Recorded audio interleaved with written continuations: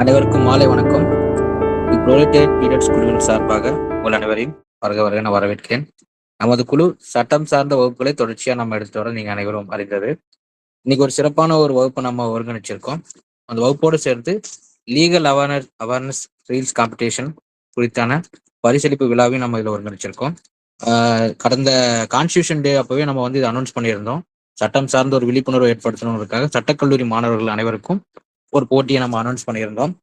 மாறி வரும் நவீன கால சூழலுக்கு ஏற்ப சட்டம் சார்ந்த விழிப்புணர்வை நம்ம அனைத்து மக்களுக்கும் ஏற்படுத்தணும் என்ற ஒரு நோக்கத்தோட இந்த ரீல்ஸ் காம்படிஷன் நம்ம அனௌன்ஸ் பண்ணியிருந்தோம்.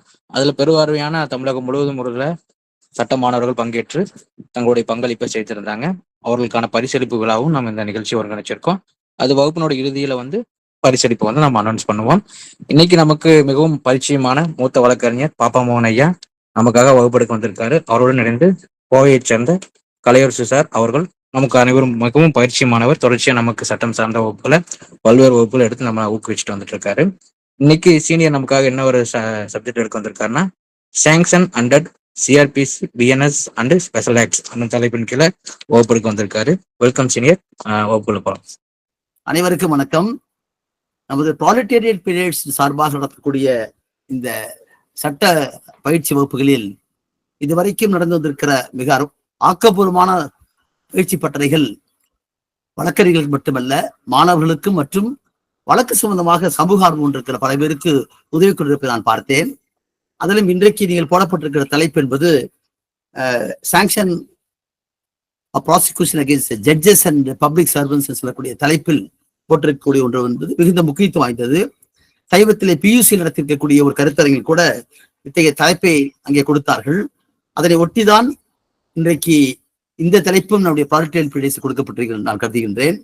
75வது நம்முடைய குடியரசு நம்முடைய அரசியல் சாசனம் உருவாக்கப்பட்டிருக்கக்கூடிய இந்த ஆண்டில் அரசியல் சாசனத்துடைய முக்கியத்துவத்தை பற்றி நாம் தொடர்ந்து பார்த்து கொண்டிருக்கிறோம்.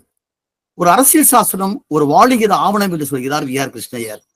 அது எந்த அளவுக்கு அதனுடைய இலக்கு, நோக்கம், லட்சியம் நிறைவேற்றப்படுகிறதோ அதுதான் வெற்றி அடைகிறது. ஆகவே என்னதான் ஒரு சட்டம் நன்றாக இருந்தாலும் கூட அந்த சட்டத்தை அமல்படுத்தப்படுகிற போதுதான், அது யாருக்காக அமல்படுத்தப்பட வேண்டுமோ அவர்களுக்கு பயன்படுத்துகிற போதுதான் அந்த சட்டத்துடைய நோக்கம் நிறைவேறும். அதுவேதான் அரசியல் சாசனத்துடைய இலக்காகும். அதே தான் மாமேதை புரட்சியாளர் அம்பேத்கர் கூட தன்னுடைய உரையிலே குறிப்பிட்டிருக்கிறார். அந்த அடிப்படையில் இன்றைக்கு கொடுக்கப்பட்டிருக்கிற தலைப்பு மிக முக்கியத்துவம் வாய்ந்தது. பொதுவாக சட்டம் என்பது எல்லோருக்கும் பொதுவானது நமக்கு தெரியும். All are equal before law, equal protection of law என்று சொல்லக்கூடிய சட்டத்து 14 நமக்கு உள்ளது. ஆகவே யார் ஒருவரையும் அவருடைய வாழ்க்கை மற்றும் சுதந்திரம், லைஃப் அண்ட் லிபர்ட்டி என்பதை சட்டப்படி ஏற்றுக்கொண்டிருக்கிற நடைமுறைகள், எஸ்டாப்ளிஷ்டு ப்ரொசீஜர்ஸ் ஆஃப் லா என்று சொல்லக்கூடிய வகையில் மட்டுமில்லாமல் ஒருவரை தண்டிக்க கூடாது என்பது நமக்கு தெரியும். அது மட்டுமல்ல, வாழ் உரிமையோடு சேர்ந்து நமக்கு ஆர்டிகல் 19 சொல்லக்கூடிய பேச்சுரிமை, எழுத்துரிமை, கருத்துரிமை, அத்தோடு எழுந்திருக்கக்கூடிய 20 உபப்பிரிவு 3 இருக்கக்கூடிய எந்த ஒரு நபரையும் அவருக்கு எதிராக சாட்சியம் அளிப்பதற்கு அனுமதிக்க கூடாது என்று சொல்லக்கூடிய அந்த பிரிவும் இன்றைக்கு மிக முக்கியமாக நாம் இன்றைக்கு பார்க்கிறோம். ஆகவே நம்முடைய ஆர்டிகல் 14, ஆர்டிகல் 19, ஆர்டிகல் 20, 21 இந்த 4 இலக்கில் வைத்துத்தான் எல்லாவற்றையும் பார்க்கின்றோம். அப்படி பார்க்கிற போது அரசு ஊழியர்கள், பப்ளிக் சர்வன்ஸ், நீதிபதிகள் இவர்கள் மீது வழக்கு தொடுக்கிற போது மட்டும்தான் சில முக்கியமான ப்ரொசீஜர்ஸ் விதிமுறைகளை நம்முடைய குற்றவியல் நடைமுறை சட்டம், இன்றைக்கு இருக்கிற பிஎன்எஸ்எஸ், ஐபிசி மற்றும் இருக்கக்கூடிய சிறப்பு சட்டங்களாக இருந்திருக்கக்கூடிய இன்றைக்கு தாழ்த்தப்பட்ட மற்றும் படுகொலை மீதான வன்கொடுமை தடுப்பு சட்டம் அல்லது இப்போது இருக்கக்கூடிய பிஎம்எல்ஏ போன்ற சட்டங்கள், தடா பொடா இன்றைக்கு இருக்கக்கூடிய யுஏபிஏ போன்றிருக்கிற சட்டங்கள், இவைகள் எல்லாம் அதே மாதிரி பிரிவென்ஷன் ஆஃப் கரப்ஷன் ஆக்ட் போன்றிருக்கிற சிறப்பு சட்டங்களிலே நாம் இந்த அரசு ஊழியர்கள் மீது அவர்கள் மீது வழக்கு தொடுக்கிற போது அதற்கான அனுமதி, சாங்ஷன் ஃபார் ப்ராசிக்யூஷன் சொல்லக்கூடிய வகையில் பெறுவதை பற்றிய தலைப்பாக இன்றைக்கு இருக்கிற காரணத்தினால் ஒரு தனி ஒரு மனிதன் குற்றம் செய்கிற போது அந்த தனி ஒரு மனிதனுக்கு சட்டப்படி அவனுக்கு தண்டனை பெற்று தெரிகிற போது ஒரு முதல் தவறிக்கையை பதிவு செய்து புலன் விசாரணை செய்து குற்றப்பத்திரிகை தாக்கல் செய்து நீதிமன்றத்திலே நிறுத்துகிறார்கள்.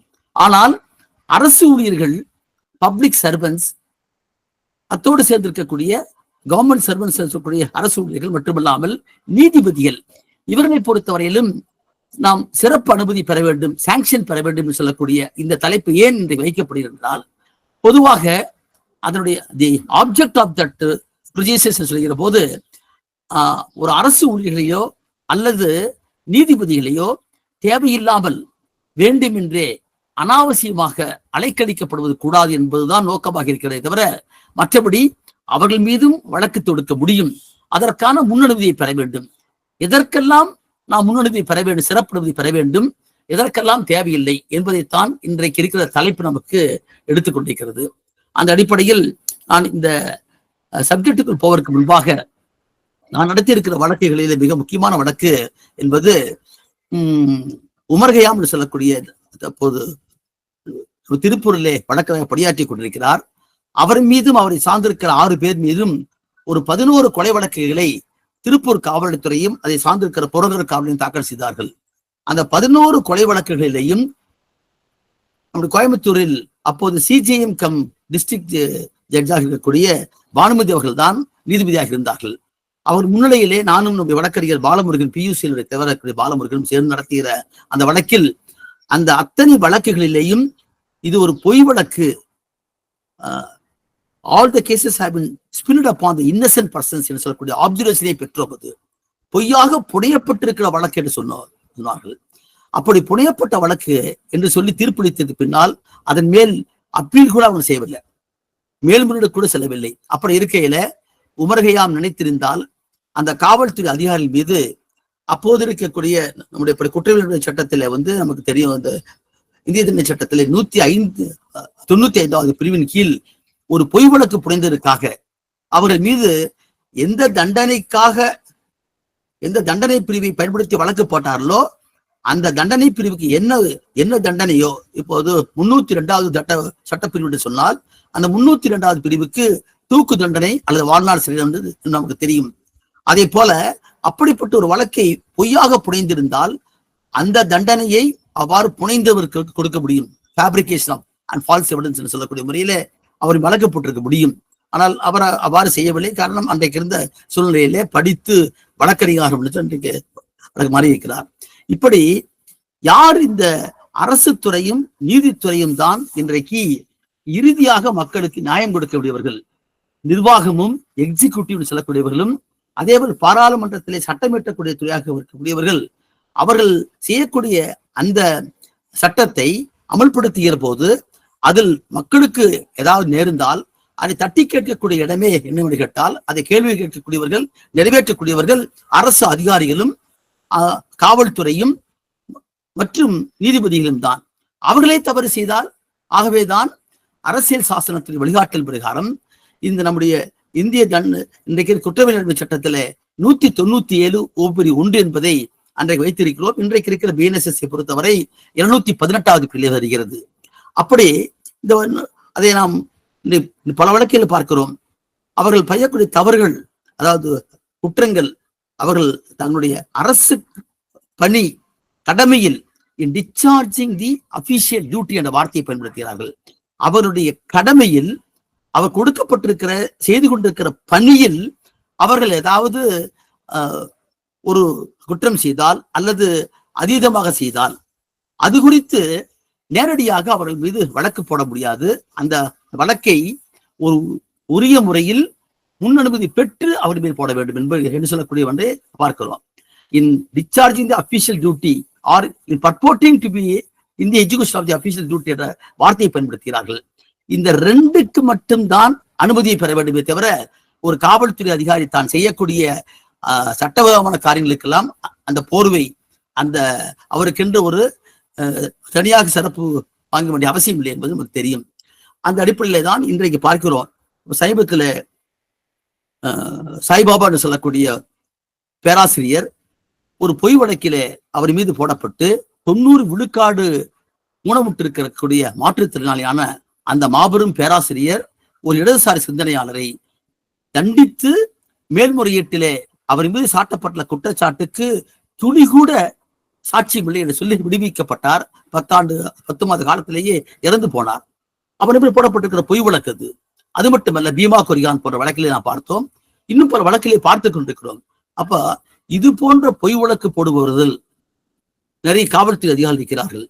நாம் இந்த தலைப்பை பற்றி பேசுகிற போது நான் இதை மட்டும் வலியுறுத்துவதற்கு காரணம், அரசு அதிகாரிகள் இந்த இந்த போர் வைத்துக் கொண்டு தப்பித்து போய்வார்கள். அவர் தப்பிக்க விடாமல் நாம் இன்றைக்கு ஒரு வழக்கறிஞராக இந்த அரசியல் சாசனத்துடைய இலக்கிய மனதில் வைத்துக் கொண்டு ஒரு சமய சார்பற்ற ஒரு சமதர்ம சமுதாயத்தை படைக்கக்கூடிய மாநிலங்களுடைய உரிமை, அதே போல் நம்முடைய இன்றைக்கு இருக்கக்கூடிய சமய சார்பற்ற தன்மை, சட்டத்தின் ஆட்சி, ஜுடிஷியல் ரெவியூ சொல்லக்கூடிய இறையாண்மை கொண்டிருக்கக்கூடிய ஒன்று, ஜனநாயகம், சுதந்திரம், இந்த போன்ற வகையிலே இவைகளை அமல்படுத்துவதற்கு நிச்சயமாக இந்த பிரிவுகளை நாம் அடிப்படையிலே தெரிந்து கொள்ள வேண்டும் என்று நான் கருதுகின்றேன். அந்த அடிப்படையிலே தான் நம்முடைய ப்ராக்டிகல் பிரிடிஸ் இவர்களை போட்டிருக்கிறார்கள். தடுப்பு சட்டம் இருக்கிறத அதை மட்டும்தான் அதிகமாக நாம் இப்போது வழக்கிலே பார்க்கிற போது அதிலே முன்னனுமதி பெற வேண்டும் என்று சொல்லக்கூடிய பிரிவுகள் உண்டு. அதுவும் 2018ஆம் ஆண்டு ஏற்பட்டக்கூடிய திருத்தத்தின் பிரகாரம் அதில் இன்றைக்கு 17 மற்றும் 19 பிரிவுகளிலே அதை பற்றி கூறுகள் உண்டு. அப்படி இருக்கக்கூடிய கூறுகளை பற்றி நாம் உள்ளே சென்று பார்க்கலாம். அதே போல் நம்முடைய குற்றவியல் சட்டத்தில் 197 உபப்பிரிவு 1 பிரகாரம் அரசு ஊழியர் என்று சொல்லக்கூடிய வார்த்தையை பயன்படுத்திய கவர்மெண்ட் சர்வன்ஸ், பப்ளிக் சர்வன்ட் சொல்லக்கூடிய வார்த்தை ரெண்டும் உண்டு. இரண்டுக்கும் வித்தியாசம் உண்டு. அரசு என்று சொன்னால் நமக்கு தெரியும், அரசியல் சாசனத்தின்படி ஒன்றிய அரசாங்கம், மாநில அரசாங்கம், அது போன்றக்கூடிய யூனியன் டெரிட்டரி, இவைகளெல்லாம் அரசின் கீழ் வரக்கூடியவைகள். அதில் in respect of the affairs of the state என்று சொல்கிறார்கள். அந்த ஆட்சியினுடைய ஆட்சி பொறுப்பில், அந்த ஆட்சி நிர்வாகத்தில் பங்கேற்கக்கூடியவர்களாக இருக்கக்கூடிய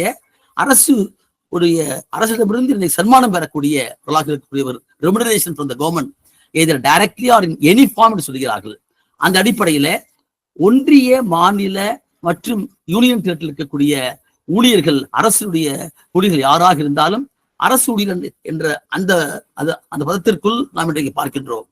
அதே சமயத்தில் பப்ளிக் சர்வெண்ட் என்று சொல்கிற போது பொதுவாக அரசு ஊழியருக்கும் பப்ளிக் சர்வெண்ட் சொல்வதற்கு வித்தியாசம் என்னவென்றால், அது இன்றைக்கு அதனுடைய எல்லைகள் இன்றைக்கு விரிவாகி கொண்டிருக்கிற காலத்தை பார்க்கிறோம். அதனுடைய பவுண்டரிஸ் பொறுத்தளவுக்கு இன்றைக்கு யாரெல்லாம் இன்றைக்கு அரசு உடைய துறையிலிருந்து பணத்தை இன்றைக்கு அதோடு தொடர்பு கொண்டிருக்கிறவர்கள், அரசு உதவி பெற்றிருக்கக்கூடியவர்கள், ஒரு சாதாரண முனிசிபல் அல்லது ஊராட்சியிலே பணியாற்றக்கூடியவராக இருந்தாலும் கூட அது இன்றைக்கு அரசோடு தொடர்பு இருக்கக்கூடிய ஒன்றாக இருக்கிற போது அவர் இன்றைக்கு பப்ளிக் சர்வெண்ட் வருவார். இதை பப்ளிக் சர்வெண்ட் என்று சொல்கிற போது முதலாக வீராசாமி என்று சொல்லக்கூடிய நம்முடைய சென்னையில் இருந்த நீதிபதி அவர்கள் சென்னையில் இருந்து கொண்டு பஞ்சாபுக்கு மாற்றப்பட்டார். அவர் மீது நடந்தக்கூடிய ஊழல் குற்றச்சாட்டு வழக்கிலே தான் இதை பற்றி விரிவாக எடுத்து பேசினார்கள். அது மட்டுமல்ல, இப்பொழுது சமீபத்திலே சேகர் குப்தா என்று சொல்லக்கூடிய குஜராத்தினுடைய நீதிபதி ஒரு VHP என்று சொல்லக்கூடிய மதம் சார்ந்திருக்கிற ஒரு அமைப்பிலே போய் நின்று கொண்டு இந்துத்துவத்தை பற்றி, அதை போற்றி மற்றவர்களை பற்றி தாழ்த்தி பேசுகிறார். நமக்கு தெரியும் 153வது பிரிவில் promoting disharmony or hatred among the different religion or different class of people என்று சொல்லக்கூடிய வகையில் வேறு குழுக்களுக்கிடையே, இரு மதங்களுக்கிடையே, இரு குழுக்களுக்கிடையே மோதல் ஏற்படுத்தக்கூடிய பேசலாம் என்று சொன்னால் அது சட்டப்படி குற்றமாகும். இன்றைக்கு ஒரு நீதிபதியே அப்படி இருக்கிறார். ஆகவே அவர் மீது இம்பீச்மெண்ட் கொண்டு வரும் என்று சொல்லி பாராளுமன்றத்திலே பேசுகிறார்கள். இம்பீச்மெண்ட் வெற்றி பெறுகிறது இல்லையோ அவர் மீது வழக்கு போட முடியும். அப்படி நாம் இதுவரைக்கும் இந்தியாவிலே எத்தனை நீதிபதிகளை, எத்தனை அரசு சார்ந்திருக்கிற ஊழியர்கள் இன்றைக்கு நாம் நீதிமன்றத்துக்கு முன்னாலே நிறுத்தியிருக்கின்றோம் என்று சொன்னால் அது மிக மிக குறைவு. இன்னும் சொல்ல போனால் சமீபத்திலே ரஃபேல் வழக்கை பற்றி நமக்கு தெரியும். ரஃபேல் வழக்கில சின்ஹா அவர் ஏற்கனவே நிதி அமைச்சராக இருந்தவர், வெளியுறவுத்துறை அமைச்சராக இருந்தவர், அப்பேற்பட்ட அவர் பிஜேபி இருந்தவர், ஒரு IAS ஆபீசராக பணியாற்றியவர். அவர் போட்ட வழக்கில, ரஃபேல் வழக்கை பொறுத்தவரை அது நம்முடைய கவுல் அவர்களும் KM ஜோசப் கொடுத்திருக்கக்கூடிய 2 தீர்ப்பு அதில் உண்டு, கன்கரண்ட் ஜட்ஜ்மெண்ட் உண்டு. அதில் அவர்கள் முன் அனுமதி பெற்றுத்தான் போட வேண்டும் என்று சொல்லிவிட்டார்கள். அந்த வழக்கு இப்போது மீண்டும் பிரெஞ்சினுடைய பாராளுமன்றத்திலே அதில் ஊழல் நடந்திருக்கிறது என்று சொல்லி அங்கே முடிவு செய்திருக்கிறார்கள். இது எப்படி வரும் என்று தெரியாது.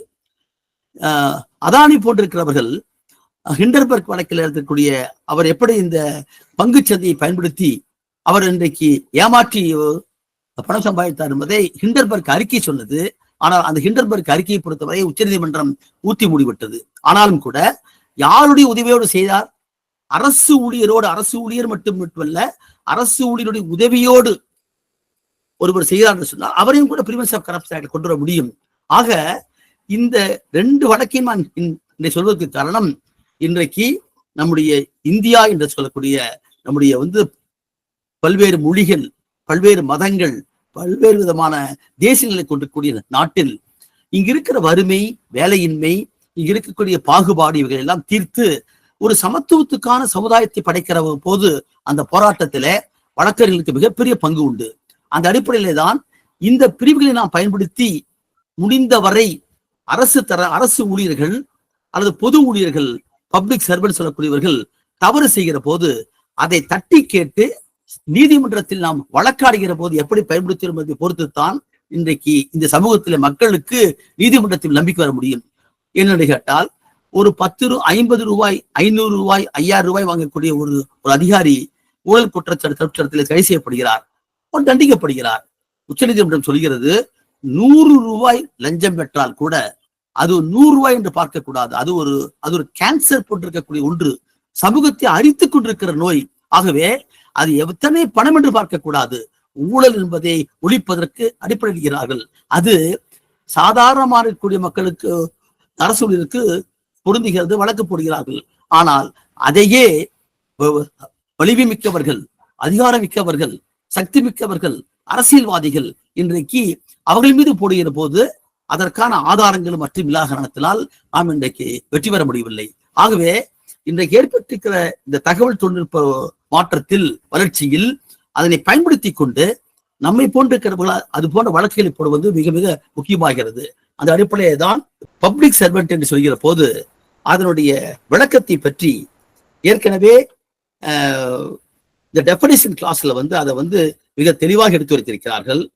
அந்த அடிப்படையில் முதலில் அரசு ஊழியர், கவர்மெண்ட் சர்வன்ட்ஸ் என்கிற போது அவர் யார் என்கிற அந்த விளக்கத்தோடு நாம் இன்றைக்கு இந்த வகுப்பை தொடங்கணும் என்று சொன்னால் சரியா இருக்கும் என்று கருதுகின்றேன். அந்த அடிப்படையில நாம் இன்றைக்கு நம்முடைய பாரதிய நகர சுரக்ஷா சங்கிதா சொல்லக்கூடிய குற்றவியல் நடைமுறை சட்டத்தில் அதனுடைய டெஃபினிஷன் கிளாஸில் துவங்குவது சரியா இருக்கும் என்று நான் கருதுகின்றேன். அதில் ஏறக்குரிய பிரிவுகள் இல்லை. முதல்ல பப்ளிக் கவர்மெண்ட் சர்வன்ட்ஸ் என்று சொல்கிற போது அதனுடைய விளக்கத்தை பற்றி இங்கே சொல்கிற போது அதை விளக்கி யாரெல்லாம் அதற்குள் வருவார்கள் என்று சொல்லக்கூடிய விளக்கம் வருகிறது.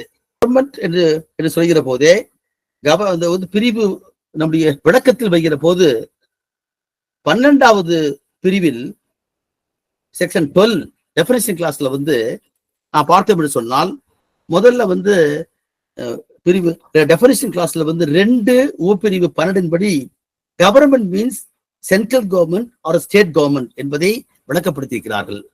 அதன் பிரகாரம் நாம பார்த்தோம் என்று சொன்னால் இந்த பப்ளிக் சர்வெண்ட் என்று சொல்கிற போது அதில் ஏறக்குறைய ஏ தொடங்கி கே வரையிலும் அதை பற்றிய ஒவ்வொன்றுக்கும் விளக்கம் கொடுத்திருக்கிறார்கள். நான் அது உள்ளே போக விரும்பல. Every commission officer, every judge, every officer of a court including liquidator, every assessor or member of the panchayat, every arbitrator or other person, every person who holds office by virtue of which he is empowered to a place, every officer of the government whose duty is as such officer to prevent the offences, every officer whose duty as such officer to take, receive, keep or expend the property, and every officer whose duty is such officer to take, receive, keep and expand any property to make a survey and assessment. Every person who holds any office by virtue of which is empowered to prepare, publish, maintain and revise. Every person in service of the government or remunerated by the fields. என்ற வகையில இந்த public servant என்பதை அவர்கள் தெளிவுபடுத்தியிருக்கிறார்கள். Government servant என்பதை பற்றி சொல்கிற போது in dealing with the affairs of the state or union என்று விளக்கப்படுத்தியிருக்கிறார்கள். அந்த அடிப்படையில் இந்த விளக்கத்துக்கு வரக்கூடிய மீது அவர்கள் இன்றைக்கு தாங்கள் செய்கிற பணியில் தவறு செய்தால் அல்லது அதீதப்படுத்தமாக தவறு செய்தால் கட்டாயமாக அவர்கள் மீது வழக்கு தொடுக்கிற போது நிச்சயமாக அதற்குரிய காம்பிட்டன்ட் அத்தாரிட்டி யார் அவரை நியமிக்கக்கூடிய அதிகாரமும் விளக்குகிற அதிகாரம் இருக்கிறதோ அவர்கள் மீது போட என்று சொல்கிறோம். இன்றைக்கு 2வது பிரிவு 12 பொறுத்தவரையிலும் இதை பற்றிய விளக்கம் தெளிவாக வருகிறது. அந்த 2:12 2:12 2 உபப்பிரிவு 12 கூடிய விளக்கமாக கவர்மெண்ட் என்பதை பற்றி ஏற்கனவே நான் குறிப்பிட்டிருந்தீங்க. ஆக இப்போது ஒரு அரசு அதிகாரி நாம் இன்றைக்கு 2013ஆம் ஆண்டு இந்த 197 உபப்பிரிவு 1 என்பது திருத்தப்பட்டிருக்கிறது. நிர்பயா வழக்குக்கு பின்னால் அந்த திருத்தத்தின் பிரகாரம் அதில் சேர்க்கப்பட்டிருப்பவர்கள் என்னவென்று நாம் பார்க்க வேண்டும். அதில் முக்கியமாக 197(1) என்பது இப்போது 218 உள்ளது. அதில் இந்த பகுதியை மட்டும் நான் உங்களுடைய அனுமதியை படிக்க விரும்புகின்றேன். 218 என்பது சிஆர்பிசியின் பிரகாரம் 197 உபப்பிரிவு 1 ஆகும். When any person who is or was a judge or a magistrate or a public servant not removable from his office save by or with the sanction of the government is accused of any offence alleged to have been committed by him while acting or purporting to act in the discharge of his office duty, no court shall take cognizance of such offence except with the previous sanction, save otherwise provided in the Lokpal or Lok Adalats Act 2013. And A and B சொல்கிற போது, in the case of a person who is employed or as the case may be was at the time of commission of the alleged offence employed in connection with the affairs of the union of the central government. B, in case of a person who is employed or as case may be was at the time of commission of the alleged offence employed in connection with the affairs of the state or the state government என்பதையும் தெளிவுபடுத்தி அதோடு provided that where alleged offence was committed by a person referred to clause B during the period of the proclamation issued under clause 1 of article 356 of the constitution was in force in state, clause B will apply as expressed in state government occurring therein wherever the expressions of central government was substituted என்பதும் பார்க்கிறோம். அதோடு சேர்ந்து இந்த ப்ரொவிஷோ கிளாஸை பொறுத்தவரை 64 65 66 68 69 70 71 74 மற்றும் 75 76 77 78 79 143 199 200 இந்த பாரதிய நியாய சங்கீதா சொல்லக்கூடிய அந்த பிரிவுகளிலே இவைகளை பற்றி அது ப்ரொவிஷோவாக எடுக்கப்பட்டிருக்கிறது. இன்னும் சொல்ல போனால் நாம இன்னும் வழக்கமா சொன்னா நாம இப்பொழுது ஒரு பிடிக்கக்கூடிய குற்றமாக காக்னிசபிள் அஃபென்ஸ் ஆகியிருந்து அதன் பேரில் போய் ஒரு காவல்துறையில போய் நாம் புகார் கொடுக்கிற போது அந்த புகாரை பெற்று அது இப்போது இருக்கிற நடைமுறை பிரகாரம் பிஎன்எஸ்எஸ் பிரகாரம் 7 ஆண்டுகளுக்குரிய குற்றமாக இருந்தால் அதனை 4 நாட்களுக்குள் டிஎஸ்பி அனுமதியோடு அல்லது அவரை கலந்து கொண்டு எஃப்ஐஆர் போடணும். அதற்கு மேல் இருந்தால் கட்டாயமா எஃப்ஐஆர் போடணும். அந்த மாதிரி ஒரு நாம் கொடுத்தும் எஃப்ஐஆர் போடாத போது நமக்கு தெரிந்திருக்கிற நடைமுறை உடனடியாக எஸ்பி அவர் மாவட்ட காவல்துறை கண்காணிப்பாளருக்கு புகார் அனுப்பிவிட்டு அதன் பின்னால் நாம் தனிமுறையீட்டுக்காக போகிறோம். தனிமுறையீட்டு வழக்கு போடுகிற போது அந்த வழக்கு சம்பந்தமாக நாம் போடுகிறோம். அவர்கள் எடுக்கலாம். ஆகவே வழக்கு ஒன்று அந்த சம்பந்தப்பட்ட காவல்துறைக்கு அனுப்பி வழக்கு போடுவதற்கோ அல்லது நீதிமன்றம் தானாகவே காங்கிரஸ் எடுப்பதற்கோ நாம் செல்றோம். ஆனால் இந்த புகாரை வாங்கி அந்த புகாரின் மீது வழக்கு போடாத அந்த காவல்துறை அதிகாரி மீது எப்படி நடவடிக்கை எடுப்பது என்பதுதான் பிரச்சனை. வருகிற போது ஏற்கனவே Lalithakumari versus state of UP என்ற வழக்கில மிக தெளிவாக கூறப்பட்டிருக்கிறது. 166A என்று சொல்லக்கூடிய அந்த பிரிவு இன்றைக்கு அதன் கீழ் எந்த காவல்துறை பொறுப்பு அதிகாரி சேஷவுஸ் ஆபீசர் அவர் அந்த புகாரை பெற்று பதிவு செய்யவில்லையோ அவர் 6 மாத காலம் தண்டிக்கப்படக்கூடியவர் ஆவார். அப்ப அந்த பிரிவின் கீழ் இன்றைக்கு அவர் தண்டிக்க முடியும். அதற்கு சாங்ஷன் தேவையில்லை என்பதை மிக தெளிவாக இந்த சட்டப்பிரிவு நம்முடைய பழைய சிஆர்பிசி ஆகட்டும் இப்ப இருக்கிற பிஎன்எஸ்எஸ் ஆகட்டும் ரெண்டிலும் தெளிவுபடுத்தியிருக்கிறார்கள். அந்த அடிப்படையில தான் இந்த நாம் இன்றைக்கு பார்க்கிறோம். இதில் மிக தெளிவாக கூறப்பட்டிருக்கிறது. சாங்ஷன் என்று வாங்கிற போது முதல்ல முதல் தகவல் அறிக்கை தாக்கல் செய்யப்படுகிற போதே அது தேவையா என்கிற போது அது வந்து பிரிவென்ஷன் ஆஃப் கரப்ஷன் ஆக்டை பொறுத்தவரை நான் பார்த்தோம் என்று சொன்னால் அதுல உண்டு.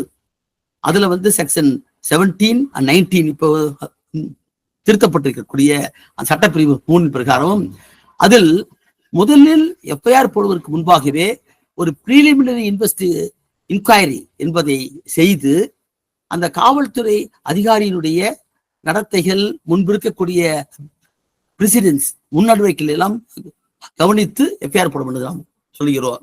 அதை பொறுத்த வரையிலும் அது போன்று பெற்று அதற்கு பிறகு வந்து புலன் விசாரணை செய்கிறார்கள். மற்றவையை பொறுத்தவரையிலும் எஃப்ஐஆர் கொடுக்கிற போது, நாம் முதல் தகவல் அறிக்கை கொடுக்கிற போதே அதில் எல்லாம் அடங்கியிருக்க வேண்டும் என்ற ஒரு அவசியம் இல்லை. புலனாய்வு செய்கிற போதுதான் அதை பற்றிய எல்லா மெட்டீரியல்ஸ் போல கலெக்ட் பண்ண முடியும்.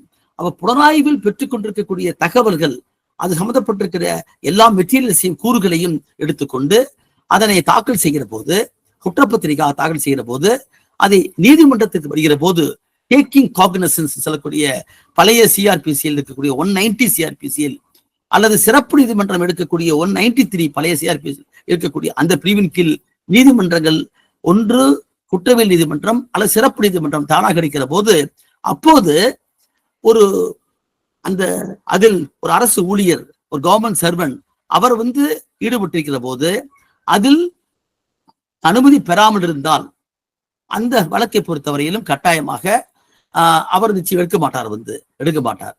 அப்ப அது போன்றிருக்கக்கூடிய தன்னுடைய அதிகாரப்பூர்வமான கடமையில் in discharging the official duty or purporting to act in execution of the duty என்ற வார்த்தைக்கு உட்பட்டு இருக்கிற போது மட்டும்தான் இது போன்றிருக்கக்கூடிய அனுமதி அவர்கள் பெற வேண்டும். இன்றைக்கு நாம் இன்னைக்கு பார்க்கிறோம் வந்து ஒரு மிக முக்கியமாக வந்து வழக்கில் வந்து இந்திரா தேவி வர்சஸ் ஸ்டேட் ஆஃப் ராஜஸ்தான் சொல்லக்கூடிய 2021 ஆண்டு சுப்ரீம் கோர்ட் வழக்கு. அந்த வழக்கிலும் அதற்கு முன்பாகவே பல வழக்குகளை தீர்ப்பளித்திருக்கிறார்கள்.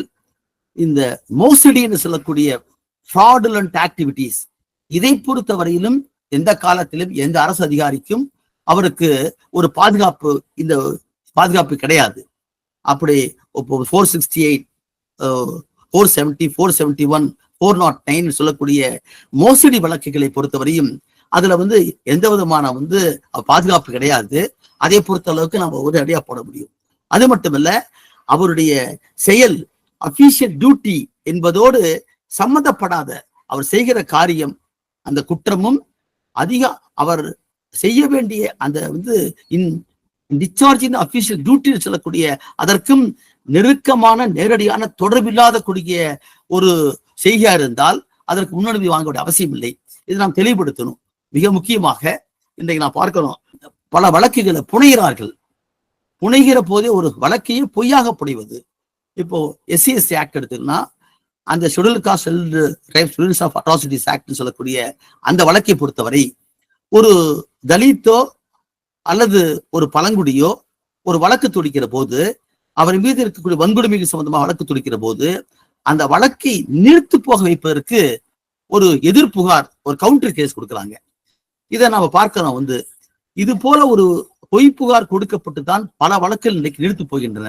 அல்லது அந்த வழக்கை புனைகிற போதே, அந்த வழக்கை விசாரிக்கிற போதே வேண்டுமென்றே வழக்கு பொய்யான சாட்சிகளை போடுவது என்கிற செயல்படுகிறார்கள். இது போன்றிருக்கக்கூடிய காரியங்கள்ல இன்றைக்கு வரைக்கும் நாம் முறையான செயல்பாடு இல்லாத காரணத்தால் SCST ஆக்டை பொறுத்தவரை அதுல மிக தெளிவாக சொல்லப்பட்டிருக்கிறது.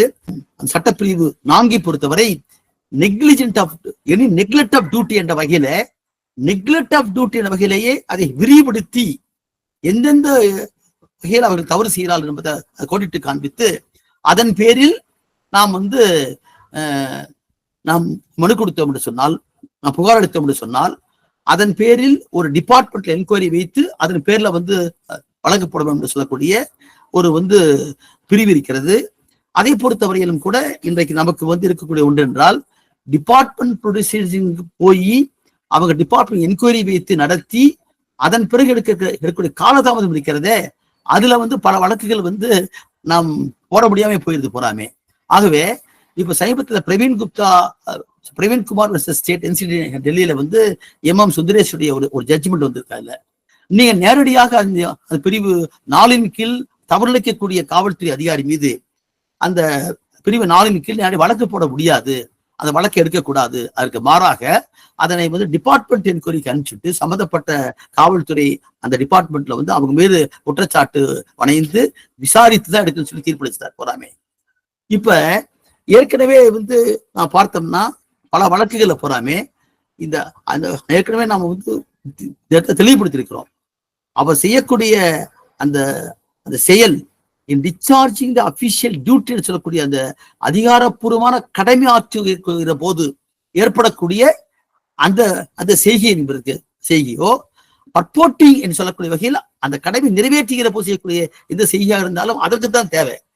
இப்ப வந்து உதாரணமாக இப்போ ஒரு என்பிடபிள்யூ இஷ்யூ பண்ணிடுறாங்க.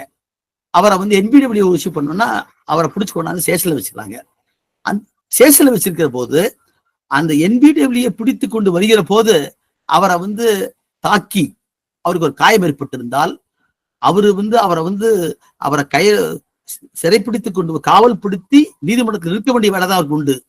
அவரை தாக்கி காயப்படுத்த வேண்டிய அவசியம் இல்லை. ஆனாலும் கூட அவருடைய செய்கை என்பது அந்த இடத்துல பார்த்தோம்னு சொன்னா அவர் வந்து ஒரு கடமை நிறைவேற்ற போறாரு. அந்த கடமை நிறைவேற்றி கொண்டிருக்கிற காலத்துலதான் அவரை தாக்கி அவர் காயப்படுத்துகிறார். அப்ப அந்த மாதிரி செய்யக்கூடிய செய்கை அவர் குற்றமாக இருந்தாலும் கூட அவர் அவருடைய அபிஷியல் டியூட்டியோட செய்யக்கூடிய கிரைமா இருக்கிற காரணத்தினால அந்த இடத்துல சாங்ஷன் வாங்க வேண்டும் என்பதுதான் பொருள் போறாமே. அதே சமயத்தில் அவர் இப்ப வந்து உங்களுக்கு தெரியும் 2013ஆம் ஆண்டினுடைய அந்த திருத்தத்தின் பிரகாரம் பாலியல் ரீதியான வன்புணர்ச்சிகள் அல்லது பெண்களை வந்து அவருடைய மானபங்கம் செய்வது போன்றக்கூடிய அந்த வழக்கெல்லாம் கொண்டு வந்திருக்காங்க போறாமே. அதுக்கெல்லாம் தேவையே இல்லை. அதுக்கெல்லாம் அனுமதி வாங்க வேண்டிய அவசியமே கிடையாது. பல வழக்குகள் இன்னைக்கு தீர்மானிக்கப்பட்டிருக்கு. பார்க்கிறோம் இப்போ வந்து தமிழ்நாட்டில் கற்பனா சுமதி வழக்கு போன்ற வழக்குகள் இன்னும் ஏராளமான வழக்குகள் புறா இருக்குது. அவைகளுக்கெல்லாம் வந்து நாம அனுமதி வாங்க வேண்டிய அவசியமே கிடையாது போறாமே. இருந்தாலும் கூட இப்ப என்னாச்சுன்னா இதுக்கு வந்து ஏற்கனவே இருந்த மிகப்பெரிய ஒன்று என்னன்னா இவங்களுக்குரிய காலதாமதம் எவ்வளவு காலம் என்பதை பொறுத்தவரையிலும் இப்ப வந்து பிஎன்எஸ்எஸ்ல பொறுத்தளவுக்கு வந்து ஒரு தெளிவான ஒன்று வந்திருக்கிறது. ஏற்கனவே தீர்ப்புகளாக வந்திருப்பது அது இந்த சட்டத்திலே புகுத்தப்பட்டிருக்கிறது. அதன் பிரகாரம் வந்து 90 நாள்களுக்குள்ள அந்த வந்து சிறப்பு அனுமதியை கொடுக்க வேண்டும். அப்படி கொடுக்காவிட்டால் அதற்கு மேல ஒரு 30 நாள், இந்த 120 நாட்களுக்குள் அந்த சிறப்பு அனுமதி கொடுக்காவிட்டால் நாம அதுக்கு மனு போடுறோம். அந்த புகாரின் பேரை கொடுக்காவிட்டால் அதை வைத்துக் கொண்டே நமக்கு அனுமதி பெற்றதாக எடுத்துக்கொண்டு போட வேண்டும். உங்களுக்கு தெரியும், ஏற்கனவே ஜெயலலிதா வந்து டான்சி வழக்கில் போடப்பட்டது, டிஸ்ப்ரப்போர்ஷனேட் கேஸ் போட்டதெல்லாம் வந்து எவ்வளவு காலதாமதம் வந்து கவர்னருக்கு மனு கொடுத்து அவர் வந்து தராம வச்சிருந்து அதுக்கு பிறகு மீண்டும் கோர்ட்டுக்கு வந்து நீதிமன்றத்தின் மூலமாக பெற்றுக்கிட்டு போயிருந்தோம். இப்ப என்னாச்சுன்னா அந்த பொறுத்தளவுக்கு ஒரு பிஎன்எஸ்எஸ்ல வந்து நாம ஒரு வரவேற்கத்தக்க அம்சம் என்னவென்றால் இந்த 90+30 120 நாட்களுக்குள்ளார வந்து அவைகளை வந்து தரவில்லை சொன்னால் சம்மந்தப்பட்டிருக்கிற காம்பிடென்ட் அத்தாரிட்டி தரவில்லை சொன்னால் நாம வந்து இது பண்ணிடலாம், அப்ப வழக்காக போட்டுடலாம். உங்களுக்கு அரசியலமைப்பு சட்டத்துடைய 311A பிரிவு ஒன்று உண்டு. அதுலதான் கவர்மெண்ட் சர்வன்ஸை வந்து ரிமூவ் பண்றது போறாமே. அவர் மீது கொடுக்கக்கூடிய அந்த குற்றச்சாட்டை வைத்துக்கொண்டு அவரை வந்து வெளியே அனுப்பலாம் வந்து. ஆனாலும் கூட அந்த யாரு செய்யணும் அப்படிங்கிற போது அந்த காம்பிடென்ட் அத்தாரிட்டிங்கிற போது அங்க பொறுத்தளவுக்கு ஜட்ஜ்மெண்ட் என்ன சொல்றதுன்னா higher than that of the appointing or removing அத்தாரிட்டின்னு சொல்றாங்க, ஆபீசர்ஸ் சொல்றான் 312 பொறுத்தளவுக்கு. மற்றவர்களை பொறுத்தவருக்கு இந்த அப்பாயிண்டிங் அத்தாரிட்டி ரிமூவிங் அத்தாரிட்டி சொல்லக்கூடிய அளவில் இருக்கக்கூடியவர்கள் வந்து அவங்களைத்தான் நம்ம வந்து அந்த அதிகாரிகள் தான் வந்து செய்யணும். அது கீழே இருக்கக்கூடிய அதிகாரி செய்ய முடியாது. இப்ப நாம பார்த்தோம் ஒரு வழக்குல வந்து நம்ம ஹைகோர்ட்ல வந்து வழக்கு போடுறாங்க. இந்த மாதிரி இதுக்கு வந்து சாங்ஷன் தரலன்னு சொல்லி ஒரு வழக்கு போடப்படுகிறது. அந்த வழக்குல ஹைகோர்ட் என்ன பண்றாங்கன்னா நீங்க வந்து சாங்ஷன் கொடுக்கணும் என்று சொல்லி டைரக்ஷன் கொடுக்குறாங்க ஆப்ஜெக்ஷன். அதன் அடிப்படையில வந்து அந்த வழக்கு அவர் மீது போடப்படுகிறது. அந்த வழக்கை பொறுத்தவரை தண்டிக்கப்படுகிறார் போறாமே. அப்படி தண்டிக்கப்பட்ட பின்னால் சுப்ரீம் கோர்ட்டுக்கு போன பின்னால் என்னாச்சுன்னா சுப்ரீம் கோர்ட் என்ன சொல்றாங்கன்னா எப்பயுமே நான் பாக்குறோம் எப்படி கொடுக்க முடியும் அந்த sanctioning authority how to grant sanction என்பதை பொறுத்தவரையிலும் மிக தெளிவாக கூறியிருக்கிறார்கள். நாங்க பார்க்கிற பல வழக்குகளை பார்க்கிறோம். ஆப்ஜெக்டிவ் அண்ட் சப்ஜெக்டிவ் சாட்டிஸ்பாக்சரி வார்த்தையை போடுறோம். ஆப்ஜெக்டிவ் என்று சொல்கிற போது அந்த எல்லா பேப்பர்ஸ் சார்ஜ் ஷீட் பூராத்தையுமே எல்லாத்தையும் கொண்டு வந்து அவர்கிட்ட வந்து ஒப்படைக்கணும் அந்த இன்வெஸ்டிகேட்டிவ் ஆபீசர்.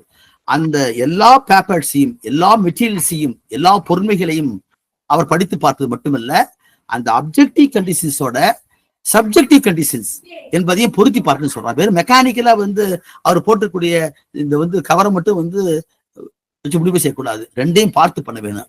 ஆனால் இப்ப என்ன பண்ணிருக்காங்கன்னா, நான் குறிப்பிட்ட அந்த வழக்குல ஹைகோர்ட் கொடுத்திருக்கிற அந்த தீர்ப்பின் அடிப்படை ஆப்சர்வேஷன் அடிப்படையில சாங்ஷனை கொடுத்து மேல போட்டிருக்காங்க. அந்த அதிகாரிய அதை எழுதிடுறாரு. In view of the direction given by the high court sanction is accorded என்று சொல்லி அந்த சேர்த்து வார்த்தையும் போட்டுறாரு. ஆகவே என்னாச்சுன்னு கேட்டா, சுப்ரீம் கோர்ட் என்ன செய்யறாங்க, அது தப்புன்னு சொல்லி அவரை விடுவிக்கிறாங்க போறாமே. ஆகவே மிக நாம முக்கியமாக பார்க்க வேண்டியது என்னன்னா, இந்த புலனாய்வு அதிகாரி செய்திருக்கக்கூடிய அந்த இன்வெஸ்டிகேஷன் இருக்கக்கூடிய அந்த மெட்டீரியல்ஸ் இருக்கு பாருங்க, அதை அந்த சாங்ஷன் அத்தாரிட்டி பூரா பார்க்கணும். இப்ப யுஏபியை பொறுத்த வரைக்கும் பார்த்தோம்னா 45 உபப்பிரிவு 2 பிரகாரம் பார்த்தோம்னா, investigating officer after completion of the entire investigation has to present the entire papers to the independent expert agency சொல்றாங்க. அந்த எக்ஸ்பர்ட் ஏஜென்சி யார்? 2 பேர் இருக்காங்க. ஒரு ரிட்டையர்ட் ஜட்ஜ் இருப்பாரு, ஒரு ரிட்டையர்டு ஐஏஎஸ் ஆபீசர் இருப்பாரு. அவர் குறிப்பிட்ட அந்த 7 நாட்களுக்கு கொடுத்து 7 நாட்களுக்குள்ள அவர் சாங்ஷனுக்கான முறையில் உத்தரவு கொடுக்கணும். ரூபேஷுடைய வழக்கு நம்ம பார்த்துருக்கிறோம். கேரளாவில் ரூபேஷ் வழக்குல அந்த மாதிரி ப்ராப்பர் சாங்ஷன் இல்லாத காரணத்தினால்தான் கேரளாவில் ஹைகோர்ட் அந்த வழக்கை தள்ளுபடி செய்தது.